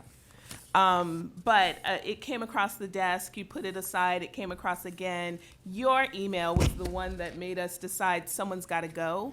And there were so many great connections for partners who are interested in Tacoma Park. So, and that's, that's our wheelhouse, nonprofit developers who are going to be, as Councilmember Kovar is saying, that's how you connect to the partners who are really willing to put some investment here. Yeah, so thank you for that. And everyone else who sends those emails, thank you. We appreciate them. Awesome. Great. Have a good night. All right. Get to talk 6507 Kansas Lane for Yep. a minute. So we had an offer in a will to donate a property at 6507 Kansas Lane. The resident who lived there was Milton T. Phibbs, born and raised, died in his house on Kansas Lane. A phenomenal musician. Somebody that's not been necessarily recognized as so key to Tacoma Park's past. He was very pleased with service from the police department. And he then changed his will so that the property could be, if we accepted, donated to the city, the house torn down, and the property be used as a natural wildlife area. The attorney that he worked with, who he grew up with, and I got to hear some great stories, said, not every jurisdiction's just going to want to take a small parcel and call it a wildlife area. There's maintenance costs, there's lack of tax payments that come with that. What's your plan B? And his plan B was that if the city did not want to accept the donation, that the house not be torn down, the property be sold, and the proceeds go to the charities that he was already donating other funds to. We had lots of interesting discussions within staff about alternative ideas about what could happen, because one of the goals of the city council is affordable housing. This is a 960 square foot house that is on a 6,400 square foot lot, which we would otherwise see could be really useful. We had some ideas about it could be a great place for artists in residence or those kinds of things. I have talked to the attorney. He says he doesn't feel he has any options. He's got very specific direction in the will about how to handle this. And so the two options are that the property come to the city, he would tear the house down, the property would come to the city, and we would maintain it as a natural wildlife area, or he would keep the house and sell the property and divide to the charities. It's staff's recommendation that it not be a natural wildlife area. It's a small property. Councilmember Siemens will appreciate this. He likes the deer. So not everyone is so thrilled. There are other natural areas very close to this property, but not contiguous, so it doesn't really work in that natural area. It's staff's recommendation that we not accept the bequest. But it is the request by the attorney that the action be taken by the council one way or the other, so he knows what to do with the property. So I'm happy to answer any questions you have, but as I said, the recommendation from staff is that we not accept the property, and that a resolution be done to that effect next week. I will say that the gentleman, Mr. Phibbs, really is a remarkable person that should be remembered in Tacoma Park. And so I would like to, in any event, make sure that the Commemoration Commission has information on him, that there's other ways, maybe there's a great newsletter story or some other kinds of things that tell some of the exciting work that he did and how important he is to the music industry. Great, thank you. Councilwoman Costa. Thank you. First of all, I just want to say a big thanks to Mr. Phibbs and to the idea that he felt so strongly about the city that he Right. wanted to leave his house. I mean, I think that says a lot. And I wish there were something we could do with it, something that worked. I tried, I had all kinds of discussions. Yeah, and I appreciate that. I know we talked a little bit about some ideas with the charities, and I understand it doesn't look like it's going to be possible. So I really like the idea of trying to find a way to honor him. And I also think this sort of goes to the discussion we were just having regarding a set of criteria for acquiring property. That's actually on the list. Now we've added that to our list, that we Mhm. should have a criteria for that. Yeah, and I think, you know, as much as possible, encouraging people who might have this sort of inclination to talk with staff ahead of time as they're Right. developing their will and try to find, you know, I imagine there probably would be a use for this land that would have fit his wishes. Right. But now our hands are tied, and That's so right. that's very frustrating. So yeah, I support the recommendation to not acquire the land because I don't think it seems to make sense in this context, but it does really seem like a missed opportunity. So I think it's really unfortunate. And like I said, I'd love to find ways to honor his memory and his interest in contributing to the city. Councilman Kovar? Yeah, so just to be clear on the will, so it's not an option just to sell it to somebody else and let them live there? It has to be sold and torn down? No, it would be sold to somebody with the house on it and they could live there or not. So it's a small house on a small lot, so and I don't know that street that well, but it would probably sell for a more modest That's right. price I think I overall. had the price here. I'm sorry, I left Well, it on that's my- okay, but- Yes, but- but it's not an expensive So property. that seems like a better option, that someone will be able to live there, than to have it either be a green area that doesn't fit in well with That's what we right. have, or I think just that's a true. I think yeah. having a person, buy the property as a home is And, is I a mean, good idea. I agree, it's extra work for these guys, but we should have like a bequest plan that gets publicized and That's people right. learn about it, because That's that right. would be It'd be wonderful. that would be the thing to do. But otherwise, I agree. I mean, to me, just, they should sell it to whoever they can sell it to at this point. Thanks. That's it. Okay, I'll bring that back then next week. Thank you very much. And, committees. Cannot forget. I know, we almost made it 11. Okay, I'm sorry that we have such a long subject to end tonight. We have a applicant for the Noise Control Board. Marlene Mazik of Ward 6 has tendered her application. We should all have that, and I just want to solicit are there any objections? If not, this will be coming before the council in a week, soon coming. Yep. That's all. That's it. Thank you. All right. We are adjourned, and just one more time, happy birthday to our city manager, and thank you for everything. Enjoy the rest of my day. Enjoy the next 58 minutes of your birthday. We are adjourned.